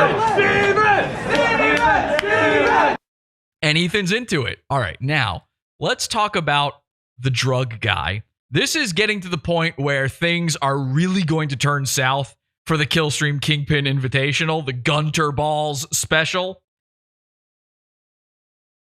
They invited some guy, and nobody's quite sure who this is. They take their break from their debate, and I don't know what exactly was happening with this dude. I don't know who he is. I almost feel bad about calling him out, but I feel like I have to because something very, very funny happens later.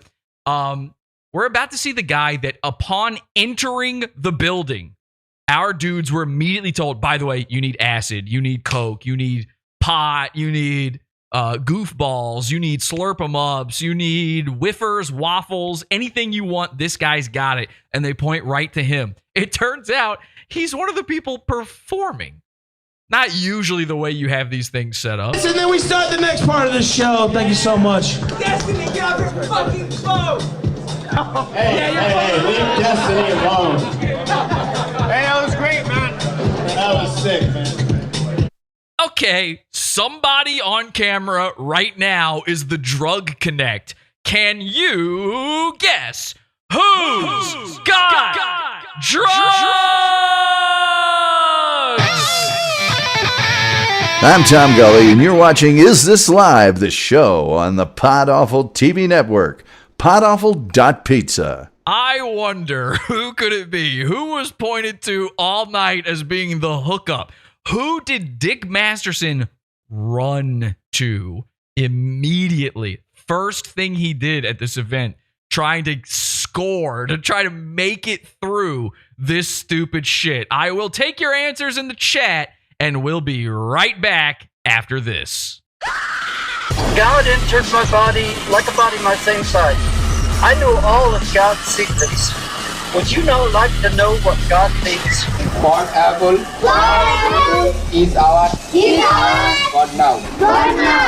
And I do see non-stop visions from God. Do you want to get an answer on what God thinks from somebody that doesn't have God, or do you want an answer from somebody that does have God? Click on the link.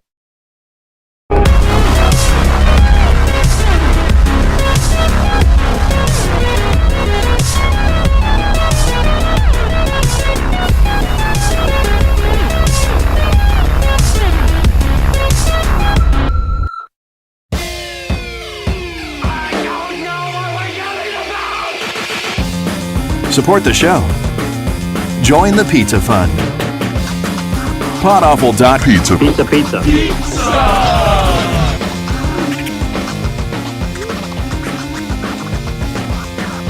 Podawful.pizza. P-I-C-C-A.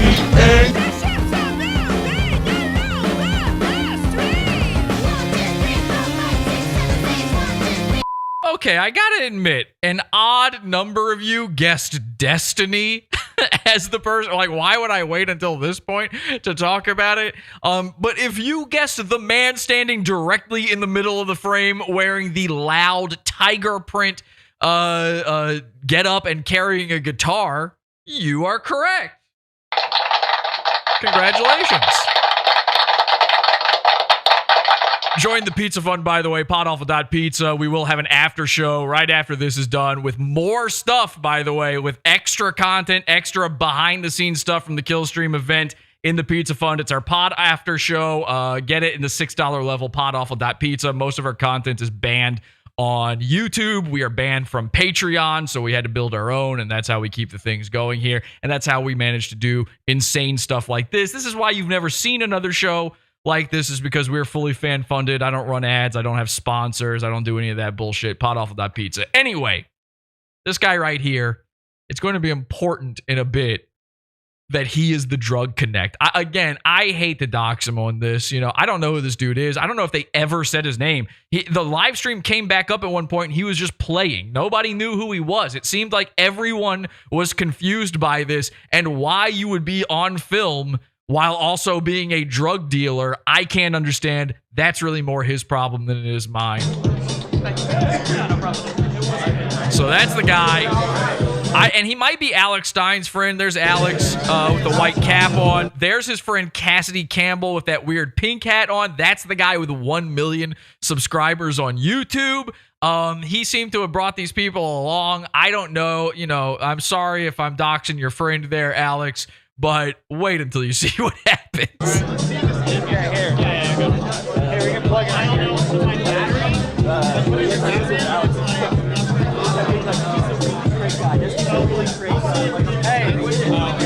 So there goes the gun.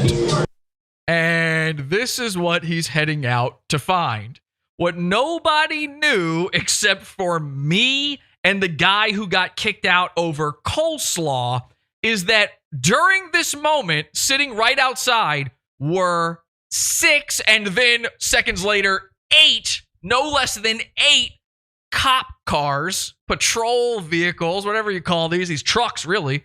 And if you look way over there, you can see the cops gathering up because somebody had called in a SWAT or a bomb threat on the building.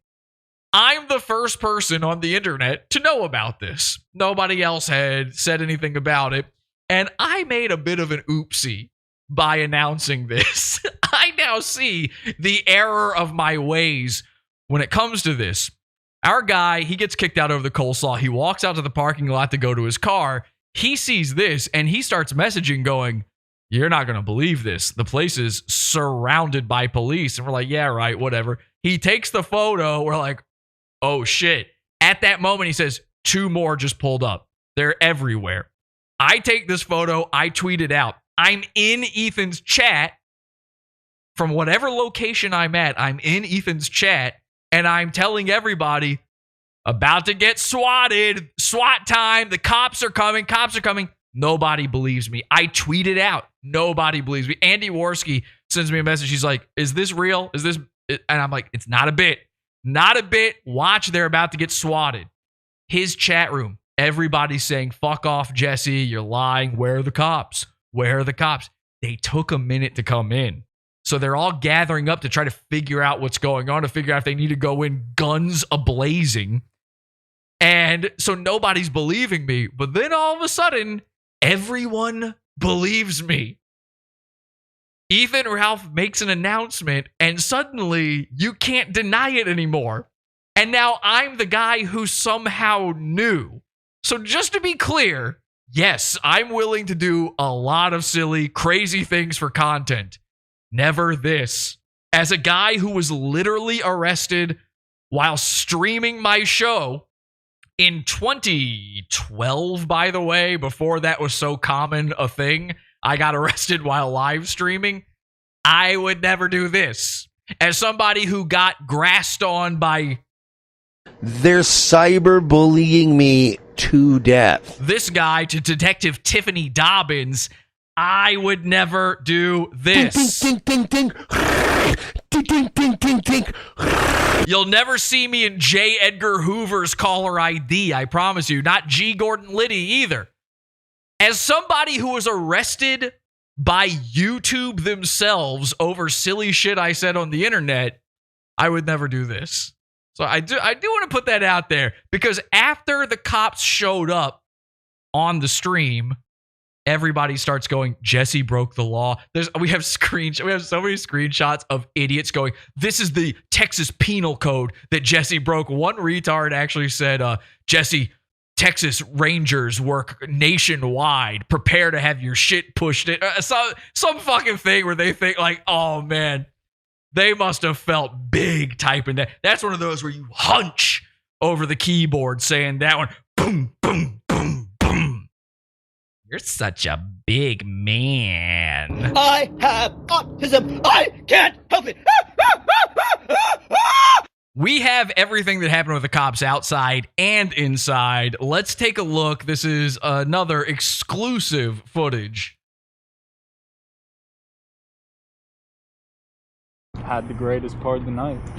This is the cops are out here. Yeah, they're right there. So Lenny and Jeremy leave, and our other guy warns them, hey, the cops are out here. You might want to get out of there. And Jeremy's reaction is, yeah, they're right there. So you can see why there's very little footage from Jeremy being used in this. There's a bunch of cops right there. Oh, there's their trucks. Yeah, I gotta find Jeff. Right Second part of the show, there was a bomb threat called in. The police are about to do a walkthrough. It's all good. It's all good. But the bombing hasn't even happened yet. Pat Dixon hasn't gone up. We knew this would happen. But you knew it would happen. So you invited all of these people to what you knew would be a bomb threat. That sounds great. Hey guys, have a great time at the next Killstream event. There's a bomb threat, so they're gonna do a little walkthrough. Dallas's finest. Can we give a shout out? They are not in Dallas. They're in a place called the Colony. They are a ways away from Dallas. For the Dallas PD, let's fucking go. Or the Colony? Do they have their own police? Do they have their own police? Fuck. The Colony PD. Excuse me. Colony PD. That's who we love. All right, I'll be back. I gotta take a piss. Okay, let's just. Okay, now think about everybody in there doing all these different illegal things. Everybody who's got something on them right now. They've got to be shitting themselves. Only there's one problem. They're all too drunk and high to have even noticed what Ethan just said. Now, our guys are out here, and they're going to talk directly to the cops. Everything good? Yeah. Are we allowed to talk to our friend? Yeah, absolutely. Go right ahead. You guys coming to this event over here? You heard of it as well? We've been. You've been here? Yeah. Left? Yeah, having fun. Had a good time. I'm guessing from the SWAT. I haven't It's heard a about common. So this is so funny. Our guy goes, so I guess they got swatted or something, and he's kind of saying it under his breath, but the cop hears him and goes, they got what? What'd you say there? Like, oh, so you know what happened? You know they're being swatted right now? How do you know that? Now that is a mistake. I made a big mistake. He made a grave error. The cops are now wildly interested in all of this. They now think that these guys are guilty. And I'm going to point out now, the people who have been whining about this, wondering where is he? This right here in the middle of the screen is Ramsey Paul. He has not been inside the event. He hasn't been there this whole time. He just got there. He sees cops everywhere. Imagine that. You're this old guy invited to this retarded thing. You pull up and cops are everywhere. What is he saying to the police? Well, my dudes heard it, and I'm going to tell you. Everything good? Yeah. Are we allowed to talk to our friend? Yeah, absolutely. Go right ahead. You guys. That guy right there. So that blue shirt right there. Sorry, I have to pixelate this part. But that guy right there is Ramsey Paul. Okay? My friends did not know this. They thought it was just a lost old man. When they first came back to me with this footage, their response to who this guy was is, this is what they said to me, no joke. They said, I don't know, it's some old guy. He seemed lost. He said he was literally just there for the tournament, that he didn't know any of the people there. They thought he heard, oh, there's a bowling tournament going on. I want to watch. And in the middle of the night went to go see it. This event over here? You heard of it as well? We've been. You've been here? Yeah. Left? Yeah, having fun. Had a good time. I'm guessing from the SWAT. So I guess they got swatted or something. The cops are over off to the side. He thinks they can't hear him. Is that something that happens frequently, the cop says? Like, oh, do you know something I don't? It's a common term. It's a common term. Good save. I would assume you guys know what swatting is. Yeah. And he's the guy that. Did something happen here? No. Because we were just in there, and nothing was. They were just like. So there's Ramsey Paul standing there, and he is buddy with these cops. He's like one of those guys who's like, so when can I do a ride along? You guys ever let other people hold your guns? Would you mind? I respect you guys so much. You got like inside they're doing that sort of not ironically, they're doing it to save face, like save their own asses by being like, shout out to the Dallas PD. Meanwhile, it's a wrong police department. But this guy, he is an actual respecter of police. The guy coming on just now. Ramsey Paul loves law enforcement. You think Baked Alaska loves him? This guy, I believe he never actually even went into the tournament. He was too busy licking boot. Are these the other two guys that were with you? Yeah. Wild boomer. And they asked him for his ID, and he was like, please take here's my social security card. Do you want a credit card too? You can run that. My car's parked all the way over there. Would you like me to bring the license plate over for you to run it? Perfect. Yeah, I like that. And of course, now they're asking for our guys' licenses, which you say no, by the way. Don't ever do that. Just say, no, fuck no. Do we have it? Yeah. Can you have it? No. By the way, this guy's a white nationalist. And then you throw pocket sand in their eyes and run away. You got like get out! Not sure. What's that? It was down 105. 4 cars. That was more than 5. So I just want to show you. This is just so you can see Ramsey Paul like really respecting and talking to these guys. Oh yeah, no, there's 6 cars. He's probably a fed or something. Not a well-fed, but They had 2 roll through. I don't know where they went. What happened? So you see him, he's chatting them up. I don't know. They thinking they're not being very specific, but it sounds like somebody called in an incident. Somebody called in an incident. The bowling alley. Nothing was going on in there though. So apparently, while they're standing here, I don't have all of the footage of this. While they're standing here, Ramsey Paul is telling the cops like, yeah, I don't know anybody in there. I don't know who these guys are. I'm not really sure. I just heard there's a bullet. He wanted no part of this. He shows up, sees cops, and he's like, sir, I don't know these men at all. I don't think he ever went inside. Now, I could be wrong about that. Maybe he showed up later or something. Maybe he eventually went in. I'm fairly positive, though, that he did not. He's telling these cops that he has no clue who these people are. So it is official, and let this be known to fucking Ethan Ralph, by the way. Ramsey Paul does not respect you. He doesn't like you. He doesn't want to be involved. He feels tricked. He's basically the Marjorie Taylor Greene of your America First event. He's an old, doddering man. He didn't know. He wandered out there. He actually arrived in a shopping cart instead of a car. He couldn't even, there was still toothpaste all over his mouth. His hair was mussed up. That's not even his hat. The cops gave him a hat. It's like a little buddy hat. It says a little sheriff's department. And they put it on his head. They're like, oh, man, do you need a ride home or something? And he's like, I don't know. Who? And Ethan Ralph never heard of her. It was all normal. Some dude threw coleslaw on the floor. You know what, though? Because I got it all over my fucking shoe. Okay. Now we cut back in. So this is happening outside. We cut back in to drug guy inside. Remember, they didn't hear. He was standing right there and somehow completely missed that cops are now surrounding the building. Watch his reaction when he finally hears that that's happening. Apparently there's 50 cops outside. We've been swatted tonight. Apparently. I haven't gone outside, but that's what I've heard. That was real? He says, that was real? Nervous, sweating, flop sweat, profuse. That's apparently real, yeah. Let's take a closer look at that face again. That was real, he says? Yeah, it's real.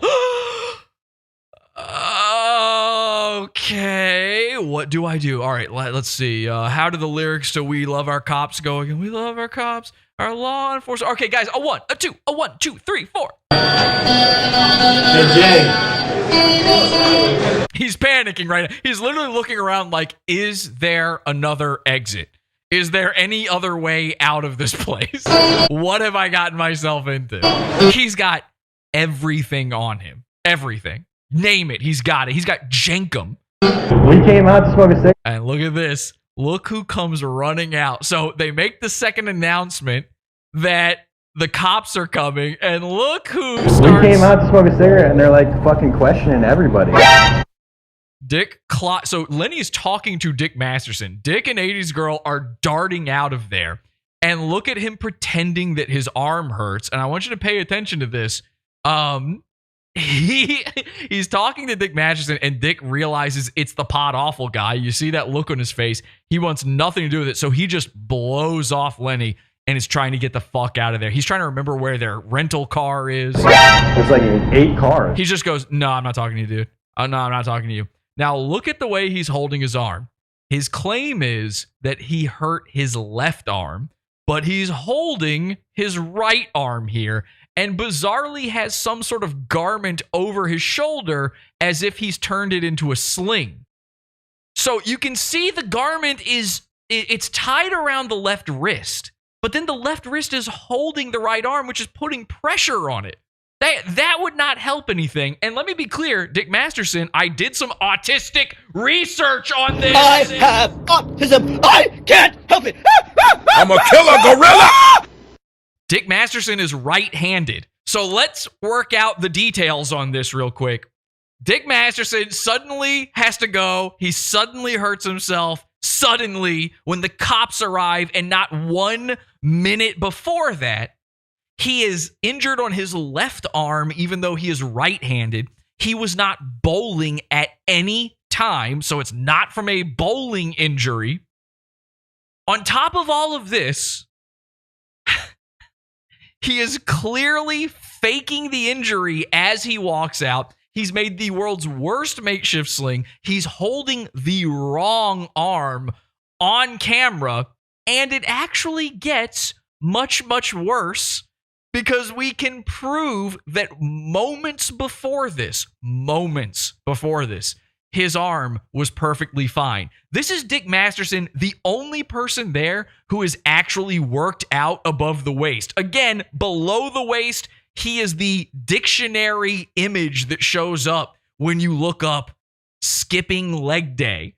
But above the waist, Dick Masterson is, the one-eyed man in the kingdom of the blind here. And he's the only guy to injure himself. A guy throws an elbow and gets knocked out and his head stomped in. He's got no bruises on him. Ethan Ralph fucking gets the elbow to the face, and he's had his orbital sockets blown out, and he's fine afterward. But Dick Masterson hurt his arm.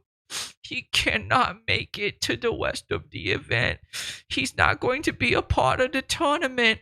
And Ethan is terrified. He's not just terrified, he's pissed. He needs to make sure Dick stays, because he knows the biggest draw there, in his mind, is Dick Masterson. We've got this from multiple angles. Take a look. Questioning everybody. There's like 8 cars.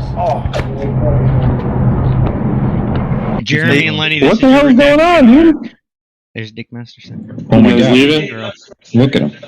Hey, it's Mary. So this is from the live stream we had going into our Discord, and everybody's saying like, "Oh my god, there they are! They just popped out of there. They're running." And no, he's like so faking the injury. None of us noticed that at all. He didn't look in distress at all. He was just worried because he walked out to see the Pod Awful guys turning their cameras and filming him. That's the look on his face. We're all screaming at our guys. Go up to them. Go ask him about Juju the cow. Ask him about sucking dick at Burning Man. Go call Hula Girl. Listen to this. They're not doing it. These guys, oh my God, drop the ball hard on this. Hula Girl. Juju the cow. Hula Girl. Hula Girl now. Heckle him. Juju the cow. Ladies girl bent over a child's desk for me so I can recognize you.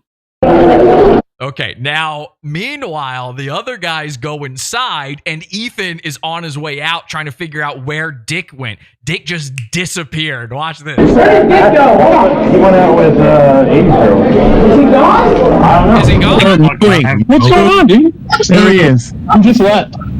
These guys want to come in this area. I'm sorry. Go harass Ralph. Did he ask where Dick is? Record this. Oh, yeah. He's over there.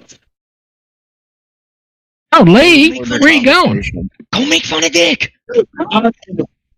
Walk right up. Get this on camera right now. Go over there. Go Walk get over. close. We're having a private. Is he going to see the diapers? If they ask you what you're doing, just tell them you're a live stream. Yeah, so they're standing near Ethan's truck right now. Some people are worried he's going to see the diapers.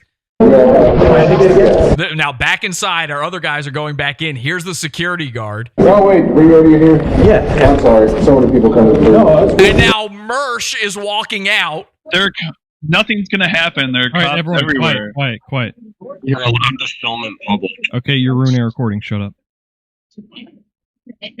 There's Mersh. So Mersh emerges from in front of Ethan's truck. So we've got Ethan, Dick, 80s girl, and Mersh all trying to figure out what's going on. Why is Mersh even involved in this? I'll tell you why. He doesn't want Dick leaving before he gets the confirmation that they're still going to record their podcast. They went all the way out there, mostly for WrestleMania, but also to get Dick in studio-ish, like mobile, but to get him on the podcast for real, and he's about to run off.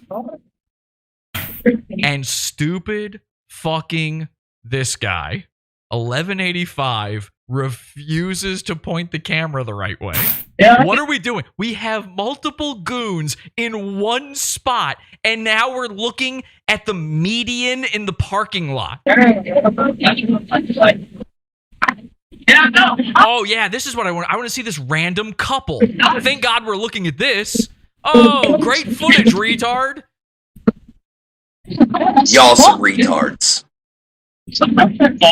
So there they are. And now it's impossible for you guys to hear this. If you listen to the original recording really, really carefully during this part, you can hear Ethan hollering at Dick, trying to get him to, begging him to stay. He's going, I don't know, man.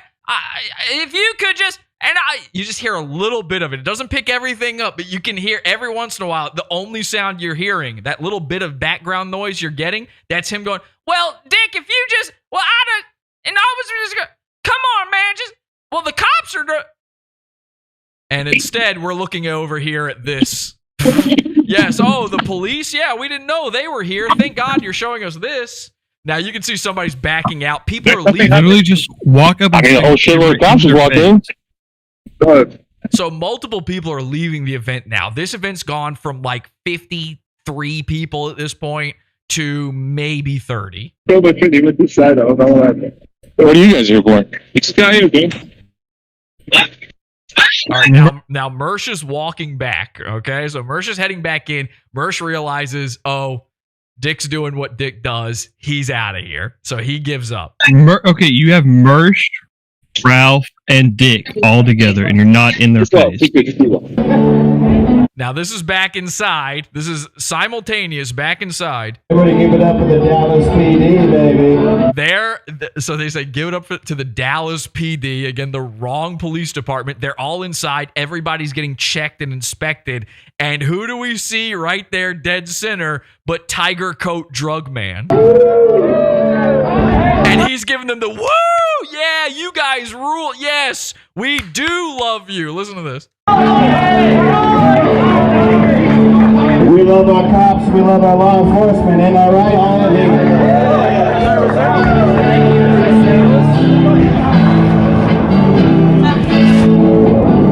you. So he just sucked the shit back up into his body. Oh, thank God. Woo, that was a close one. A 110-story tower can fall in 11 seconds, dude. There was not any nanothermite. That's so stupid. We got him in. Merce, what do you got for us? Come on. Dick Masterson's arm hurts, so he left, so. Yeah, sorry about that. And just to dispute you, an entire steel and concrete building can collapse because of burning copy paper. No, it can't. And I don't want to hear otherwise. Yeah, it can. A 47-story building that would have been the tallest building in 30 states. Okay, so we just got a mic drop Mersh moment, a Mersh drop. So Mersh calling out Dick Masterson. You know what? We got to give Mersh that one. That's good on Mersh.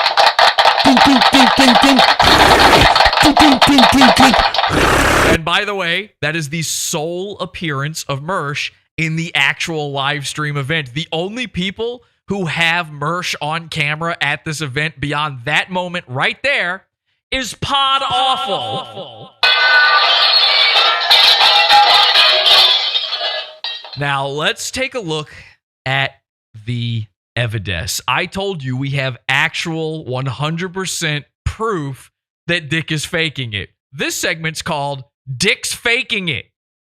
And the reason for that is immediately before all of the stuff we just saw, immediately before the cops were known to everybody, immediately before our guy 1185 was out there speaking to them, 1185 actually had not been kicked out of the building. Remember, Ralph said kick him out, and then 1185 just walked out himself. He just left. Now, he did not leave the bowling alley. He left the area where Ethan was. He went and he got some of the coleslaw, and he started going around asking goons and other people if they want coleslaw. He went up to one goon in particular. In fact, it's the last person he spoke to before he left the building and was met with the police. And wait until you see this. Ladies and gentlemen, Dick Masterson was interested in having some slaw, and he does something very interesting during this. What'd you say? What was it? It's like Popeyes. Oh, it's just coleslaw. You want some? I'll go get you some. Yeah? You gotta go. Oh, man, come on. You gotta go. All right. Okay, I'm going to play that one again for you because you might have missed it. This is, again, immediately before he leaves. Immediately before. And Dick actually questioned 1185 and said, is it KFC? He wanted KFC. If it had been KFC coleslaw, he would have said yes to eating it. And then he says, I've got to go. He's saying he's got to go, but look, he's rubbing his hands, because he's a Mexican Jew. He's a Mexican Jew, people. He's rubbing his hands, and not only that, he's clapping. You can hear him go into the microphone. So why is he already saying he's got to go, and that's the reason he can't have the coleslaw, if his arm doesn't hurt yet? He's already planning to leave. The cops are just a reason to get out of there faster. The faking it had to happen the second he found out about the police. Nobody knows about the police at this point. Dick is already planning to go. He never had any intention of being a part of this stupid bowling tournament! I got excited, very excited to see all of this. What was it? It's like Popeyes. Oh, it's just coleslaw. You want some? I'll go get you some. He's rubbing his hands. He's got no problem with moving his hands. Yeah? He says, I've got to go. Gotta go. Oh, man, come on. There he goes. He slaps into oh, gosh darn it. He goes to his own left hand. This is the one you hurt, right, Dick? Just admit to the people that you don't like them. Why do you do this to yourself? You don't like Ethan Ralph. You don't like Revenge of the Sis. Is it just that these are who you have left available to you? Is it that everybody else has just completely given up? Is it that I drove you out of fucking Hollywood forever? The only thing you have left, the only vestige of Hollywood you've got is your gay manservant at this point, because I forced you out of your deal in Pizza Hut commercials. You'll never work in that town again. Darn the luck.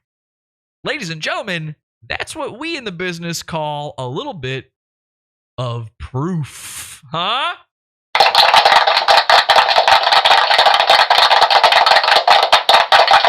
There it is, right there in fucking black and white. You can see it.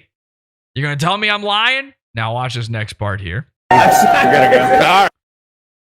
We now get strike. Ethan gets elbowed. Now, if you saw the preview yesterday, you saw a little bit of this. Of course, we have to cover a little bit of Ethan getting hit. I've just got the best parts for you and my interview. I'm the only person who has interviewed the guy who elbowed Ethan Ralph, and we uncovered something last night in the preview that is shocking. Man, could you get the fuck away from the camera? Because you knocked the camera. Hey, don't stand anywhere over here. Hey, throw it. Are you talking to me? Yeah, I'm talking to you. Throw this fella. Get him out of here right fucking now. Get out, bitch. Fuck you, Rape It Ralph. Fuck you, bitch. Get out of here. He's calling him Rape It Ralph. Right through his face. Fuck you, Rape It Ralph. Fucker. Oh my God, I'm sorry about that. Holy shit, that was loud all of a sudden. Get out before you get hurt. Fuck you, Rape It Ralph. Arrest him. Arrest him. Fuck you. Arrest him. Arrest him. They're not cops, Ethan. These are bowling alley men. The only crimes they can arrest you for are doing a foot fault. Fuck you, bitch! Fuck you, bitch! I knew that guy. And mysteriously, that's where the footage ends. But as everybody knows, there actually was more. And we got confirmation, yes, Ethan got in on the action on hurting the guy. And bizarrely, I don't know if you've seen this conspiracy theory or not, there is a lot of talk about this. The camera cuts right as Ethan comes over to you, and everybody wants to... He stomps me in the back of the head. Yeah. Whoa! Yeah. He stomped me in the back of the head. Absolutely. Yep. I'm doing my best Andy Warski. He stomped me in the back of the head. 1000%. Yep. So the belief is the original video includes that, and this is Chaggett filming, right?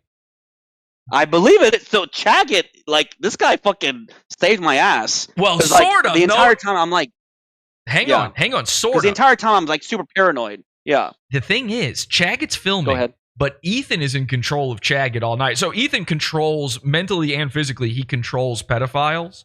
It's like his Ant-Man like superpower. He has the ability to command pedos.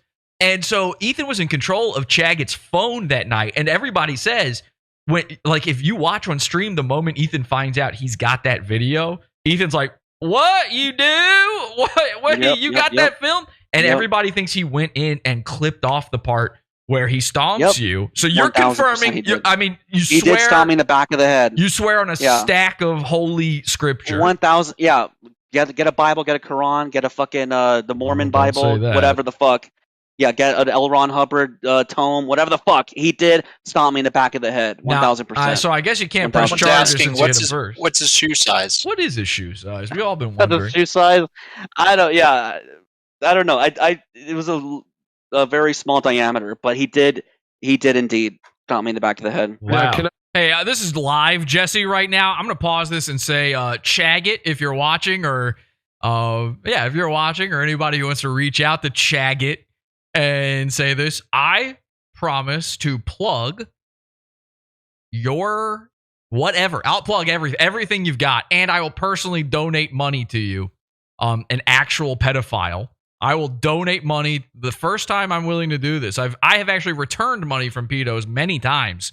I will donate to you and plug whatever you've got if you give me the fully uncut version of that video right now.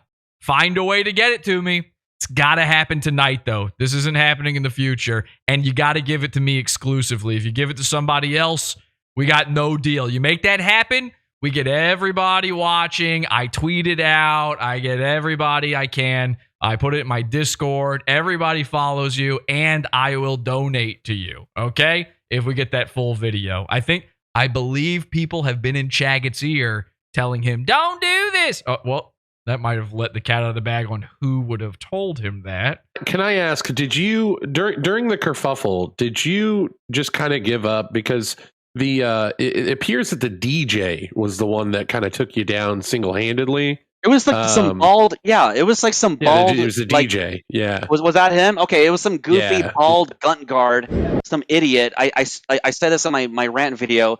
I think he took like a Brazilian jiu-jitsu Groupon or something. Because when he was like, well, first of all, by the way, when I recognize that security's coming after me, I resign. Like I put my hands up. I let them politely like take me down. Because yeah, security, they're a part of the business. So if you start fucking with security, that's when you get into like very deep legal water, All right. like trouble shit. Hang on a second. Now Yeah, we've got so, so Andy Worski is messaging me. He's coming in clutch here. Andy from Keno Casino. He's got here. He sent me. This is actually from Paulie Frog has posted this on Twitter. There's apparently video evidence of. I like this comment in the chat right now. Jay says, I don't buy it. That much weight focused on one spot would have created enough force to turn his head into a diamond. I agree with you that it is a little strange that the guy seems fine afterward. But I'm taking him at his word, because it's funnier to do that. Ethan deleting the footage. Let's take a look at this real quick. Did. Yeah, 1000%. Let's just. So this is from the live stream. I'm posting the video on my Telegram. Do it now. Yeah. Okay, do it. Did you really? Yeah, I got a fantastic angle of it. You're lying. No, I did. You want to see it? Yeah. Okay, so now Did you post it? hang on. You hear the way he's saying that? Like, as a person who has dealt with literally retarded people like Chaggit many times in my life, he's talking the way you talk to a retarded person when you're trying to manipulate them into doing it. Oh, did you? Oh, really? Let me see it. Do I want to see it? Oh, yeah. No, yeah, let me take a look. I'll just take a quick glance at it. Okay. Yeah, no, he's a scumbag. Yeah, he definitely stomped me in the back of the head. Absolutely. Yeah, he wants to see how long. He definitely wants to see how long it goes because he's wondering: is it just the part where I get hit, or is it the part where I go full white N-word and start stomping a man in the back of the head? Which, by the way, the bowling security allowed him to do that. Oh, they helped. Like, dude, like it wasn't just the bald guy restraining me, and I allowed him to restrain me. And even when he took me to the ground, he was desperately trying to do some like scuffed BJJ. He was desperately. Emphasis on BJ, like seeking underneath. Yeah, he was trying to get underneath my chin. He's going for the blood choke. All right, let me. So he was trying to go for the blood choke. Let me play this. Let me play this. He was going for the blood choke. Well, of course it was live on stream anyway, but. Wow. Where are you playing it? Here we go. On the stream. Sorry, you're not going to see it here in Discord. I'm playing on the stream. So I'm not seeing anything. Yeah, did your thing. Oh, look at that. 104. So if you look at that, the video was originally 1 minute and 4 seconds long. But from Chaggit's channel, it's now been cut down to 15 seconds. This is some brilliant autism. Get out before you get. So it's been cut down 15 seconds. Wow. By the way, from Kiwi Farms, this is fresh in Kiwi Farms, where comedy goes to die to autism. Somebody says, this dude just never shuts the fuck up. Just play the videos. Fuck you. You don't get the videos. They're mine. They're my videos. I'm going to talk all over them. He says, stop playing the sound effects. No. I just sucked dick. I got excited. And I just sucked dick. Nice dicking yesterday. It's a show. You want to go watch the videos? Go make your own videos! I'm not your dad's clip channel. I'm not Mr. Medicare sitting there going, ha ha, like I'm your friend. I'm not your friend!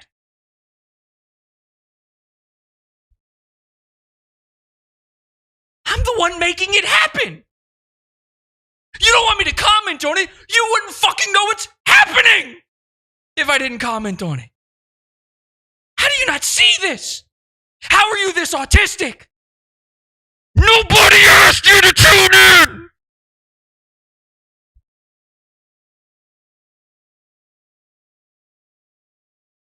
I have autism. I can't help it. Kiwi Farms! Kiwi Farms! Don't talk over it. It's a show. Why would I even be here? Why would I even do this? I'm sorry.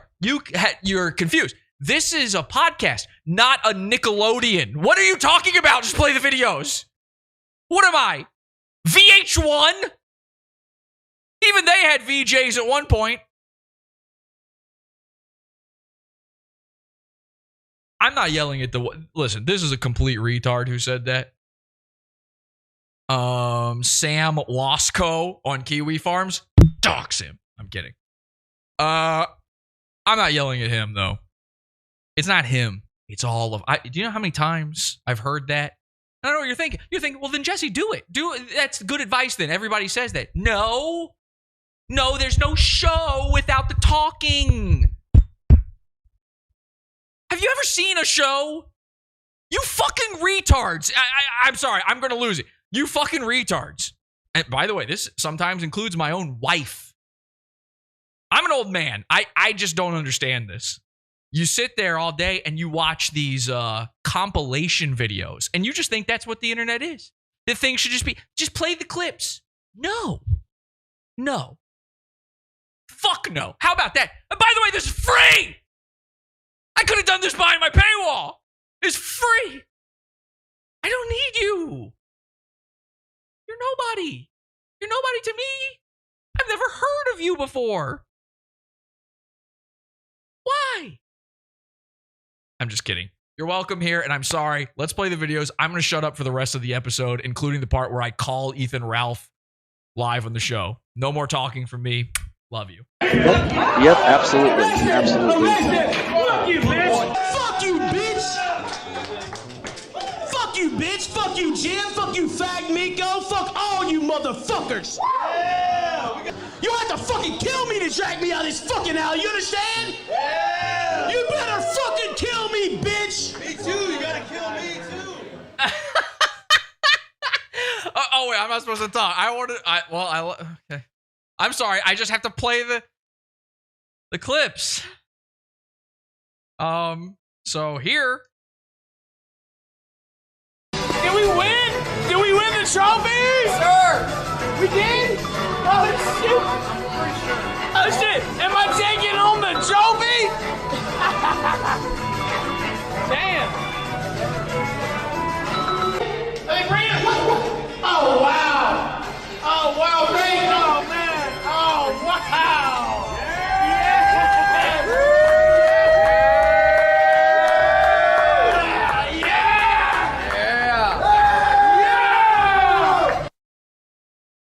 Okay, obviously I have to say something here. Number one, I like the guy who said, me too, you'll have to kill me too. That was very funny. Whoever that guy is, you're very funny. And even if you are that guy from Kiwi Farms, you're welcome here. I take back everything I just said. Number two, that was the Gunterballs trophy. Ethan awarded himself the trophy that he bought for this event. He won his own trophy, which is incredible to me. I didn't even know that was I thought you were disqualified from that immediately. Certainly you can't go home. And he's proud of it. He is somehow actually proud that he won the thing that he set up. There was nobody there at the end. It's just you and Chaggit by the end of things. So all of this ends one way. Okay. Now I am going to call Ethan. I've got some words to say for him. And I'm going to reveal something very big here at the end of the show. But I know you guys have been waiting for something like this. Everybody wants me to do this. Everybody wants me to cover Mersh. Well, here it is. Slaw bombing Mersh IRL. It happened. Finally. We can finally see the look on his cross-eyed face. Do you guys want this? A guy in a pink hat gave this to me. I don't want it. Oh, I'm sorry. You wanted to see all of that? Well, guess the fuck what? You want to see this? And you want to see my guys on the inside go up to Mersh and Royce and have them totally know who they are and still force them to take not one, but 2 selfies with them, actually tell them, oops, we messed up, and force them to do it again while you can see on Royce's face that he knows exactly who these people are, when you can see it in Mersh's one of his eyeballs, that he recognizes the Dark Future t-shirt. Do you want to see that? Do you want to see what Mersh's reaction to getting slaw-bombed in real life is like? Oh, you want to see that? Well, you got to join the Pizza Fund. I'm sorry. Oh, you don't pay for content? Then you don't get content. It's not for you. It's for me to talk over. Oh, you've been waiting for Pod Awful to talk about Mersh again? You want your Mersh fix? I bet there hasn't been a whole lot happening with Mersh, huh? You haven't really had the Mersh laughs lately. He finally bought one of these microphones and learned how to point it at his face, and now it's not so funny to watch him? Is it not so funny without Pod Awful? Welcome to the fucking internet with Pod Awful. We're going to go into a Pod After show immediately after this episode. $6 level of the Pizza Fund, podawful.pizza. And I will be showing these videos because, like all of our Mersh content from here on out, and there will be very little of it, but whenever there is any, it will be behind the paywall. Because fuck you, pay me. Fuck you. How about that? But here's what I'm willing to do. I don't actually give a shit at all about Ethan Ralph. Despite the fact that he is saying that he is going to piss on my brother's grave, a grave he does not even have yet, despite that fact, I don't care enough about him to try to paywall his content. I really don't want these retards in my paywall. So I'm going to do this part for free and then the big finish, okay? You would think the phone call is the big finish, but no, the phone call is not it. In fact, I've been hiding a little secret this entire time. Wait until you see this. In fact, actually, Kiwi Farms should be interested in this because Kiwi Farms predicted this. Let's go to, I'm going to use my actual phone number and just call Ethan Ralph. Unfortunately, Ethan was accidentally doxxed on a show that I was on. That guy Tux, he accidentally doxed Ethan last night. Was that last night? I don't know when that was. Night before? And night before, I believe. And so now I've got a phone number for him. It's definitely a phone number for him. He just spoke to him on this line. One way or the other, I have a feeling Ethan will hear this message. I don't think he's going to pick up, but I'll leave a response for him. Let's give him a call. My actual phone number. He could dox me. I don't know.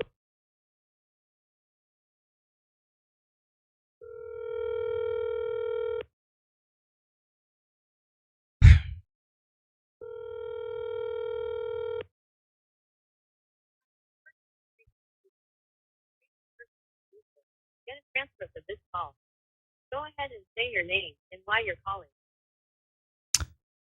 Jesse from Pod Awful, you're gonna piss on my brother's grave.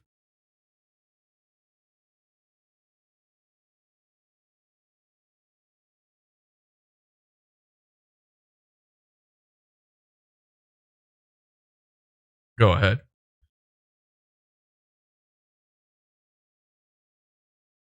Clear. Go ahead and say more about why you're calling. Oh yeah, you're gonna piss on my brother's grave, and I'd like to speak to you about that.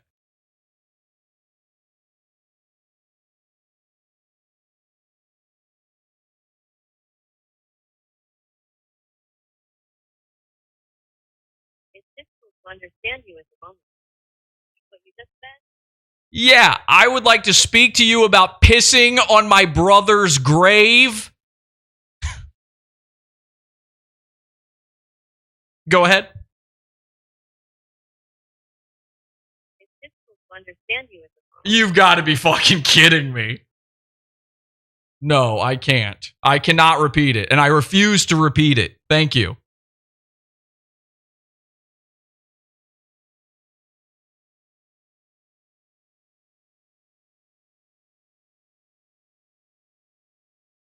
This is insane. I've never heard anything like this before in my entire life.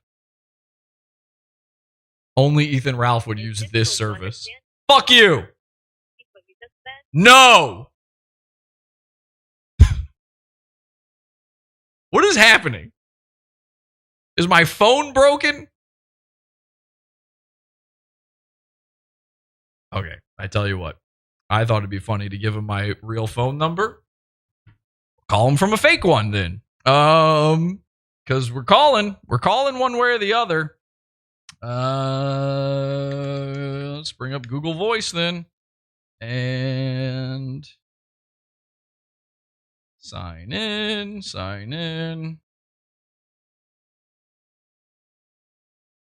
Oh, sorry. I've never heard anything like that before in my entire life. I don't really know how to process that. I'm already forgetting what I meant to say to him. They're going to two-factor me on this? Are you fucking kidding me?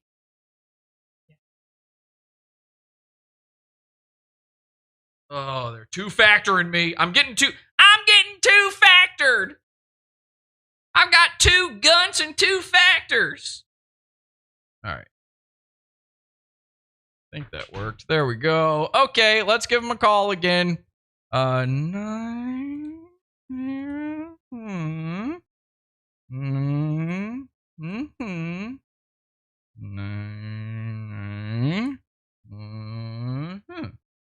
All right, let's see if you can hear me now. Jesus Christ.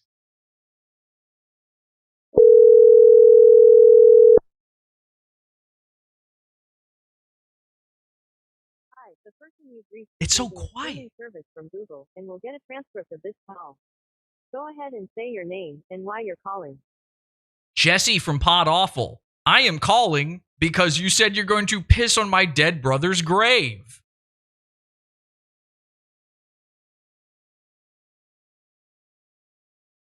Go ahead. You have the wrong number. Thanks. What?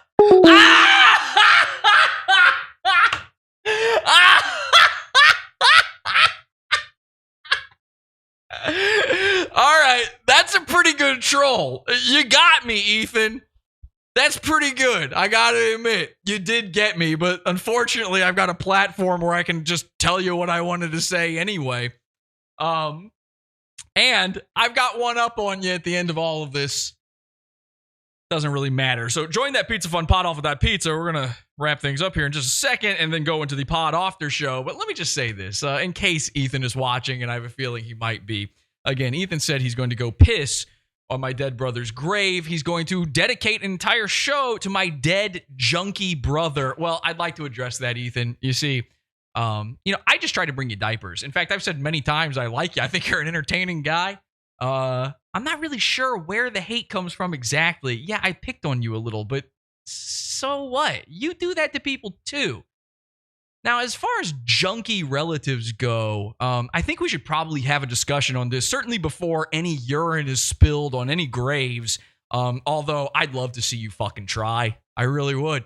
In fact, I'm going to give you the location of my brother's grave when it's time. When it's time, I'm going to give it to you. And so you can just find it. You don't have to search for it or anything. And you can come. You can come and you can be there and you can do what you got to do. I would love for that to happen. But let's talk about junkie relatives. I don't really know where you got the idea about my brother being a junkie exactly. Yeah, he died early and sure, he had his issues, but I'm not sure I ever said he was a junkie. Here's the thing, though. You've got a dead relative who was a junkie. Right? Let me just look into my notes here really quick just to see. Ethan, Ralph, mother. Okay, that's right. Yeah, what was her name again? Sandra. Old Sandy. Sandra Briggs Ralph. She was a bit of a junkie herself.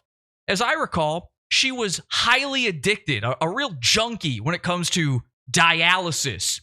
And luckily for her, Ethan, at 63 years of age, you helped her kick the habit permanently. So congratulations, Ethan. We're all applauding you. You know something about being a junkie for sure, and you know how to make it stop. And I'm telling you, you come to my brother's grave to try to piss on it, I think I might learn a lesson from you. I think I might figure out how to make a junkie stop.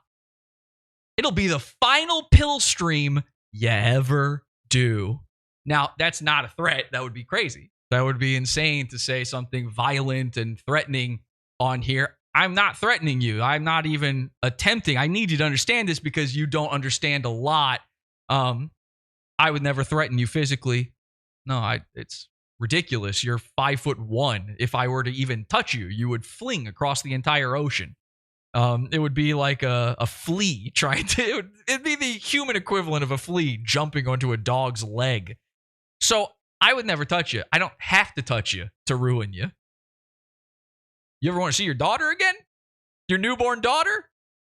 Because so far I've been a better dad to her than you have, and I can make sure with some of the stuff that I've got that you go away forever. Not dirt nap, just away. Just that sort of that daddy who wasn't there situation. And I'll tell you how I can do that. It's actually the surprise of the end of this episode. I'm very excited to show this to everybody. There is bonus footage from this event that nobody else has and nobody knows exists beyond a couple people. And I'm the only one who has access to it. And I won't be showing it on the show tonight. I'm sorry, you guys.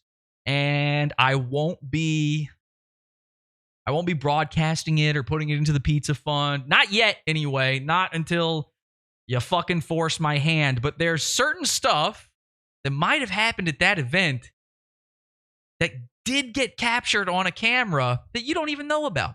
It's not these guys who did it either. You never even noticed the person who did it.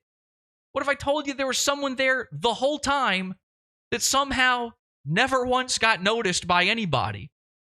You know, it's insane what a hat can do. It's insane what a change of glasses can do, for instance. I saw Kiwi Farms actually said, why is he going for that John Lennon look? God, if you only knew the truth. It's really insane how much a hat can hide hair. It's really insane what you can get away with in this world. It's really insane how little people notice the small details. If there's 3 guys floating around wearing Pod Awful shirts, maybe you just won't notice the guy from Pod Awful right in front of your fucking face. Maybe the guy from Pod Awful wasn't back home helping with his brother's funeral arrangements. Maybe those were easily taken care of through correspondence. Maybe that's not something that needs to be done immediately. Maybe I'm heading home tomorrow to take care of that stuff. I'd like to point you to the Kiwi Farms thread here where somebody named Uber Driver Reviewer says this, and it's pretty interesting. They say, in response to somebody named Stoneheart says, he is not at home, meaning me, because he's planning his brother's funeral. Don't be too harsh. Also, the Matt stream he played for most of the time was pretty funny. They talked 10 minutes or so about black people washing their chicken. Well, thank you. A rare compliment on Kiwi Farms, but thank you. I do appreciate it. And this Uber driver reviewer says, I'm not sure I believe that explanation. If true, but come on, people. He was probably at the bowling alley in disguise. Mersh and Gunt in the same place? Or hanging out with May after delivering diapers. Wow.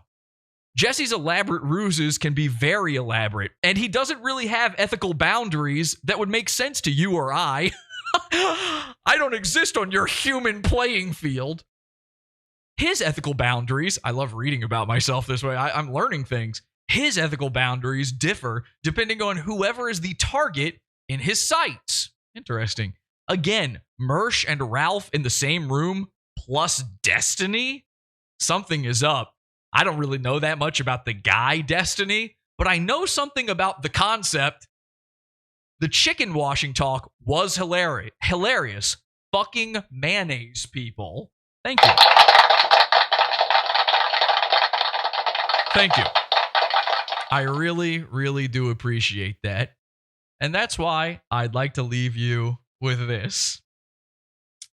Maybe, just maybe, you, Ethan, and Mersh, and Dick Masterson, and 80s Girl, and even Alex Stein, who I like, and Pat Dixon, who had the nerve to talk shit about me after this, well, maybe you should be keeping your eyes peeled. Maybe guys like Royce should really look up and to the right sometimes, because you never know what might be sitting right there and what you might fucking miss.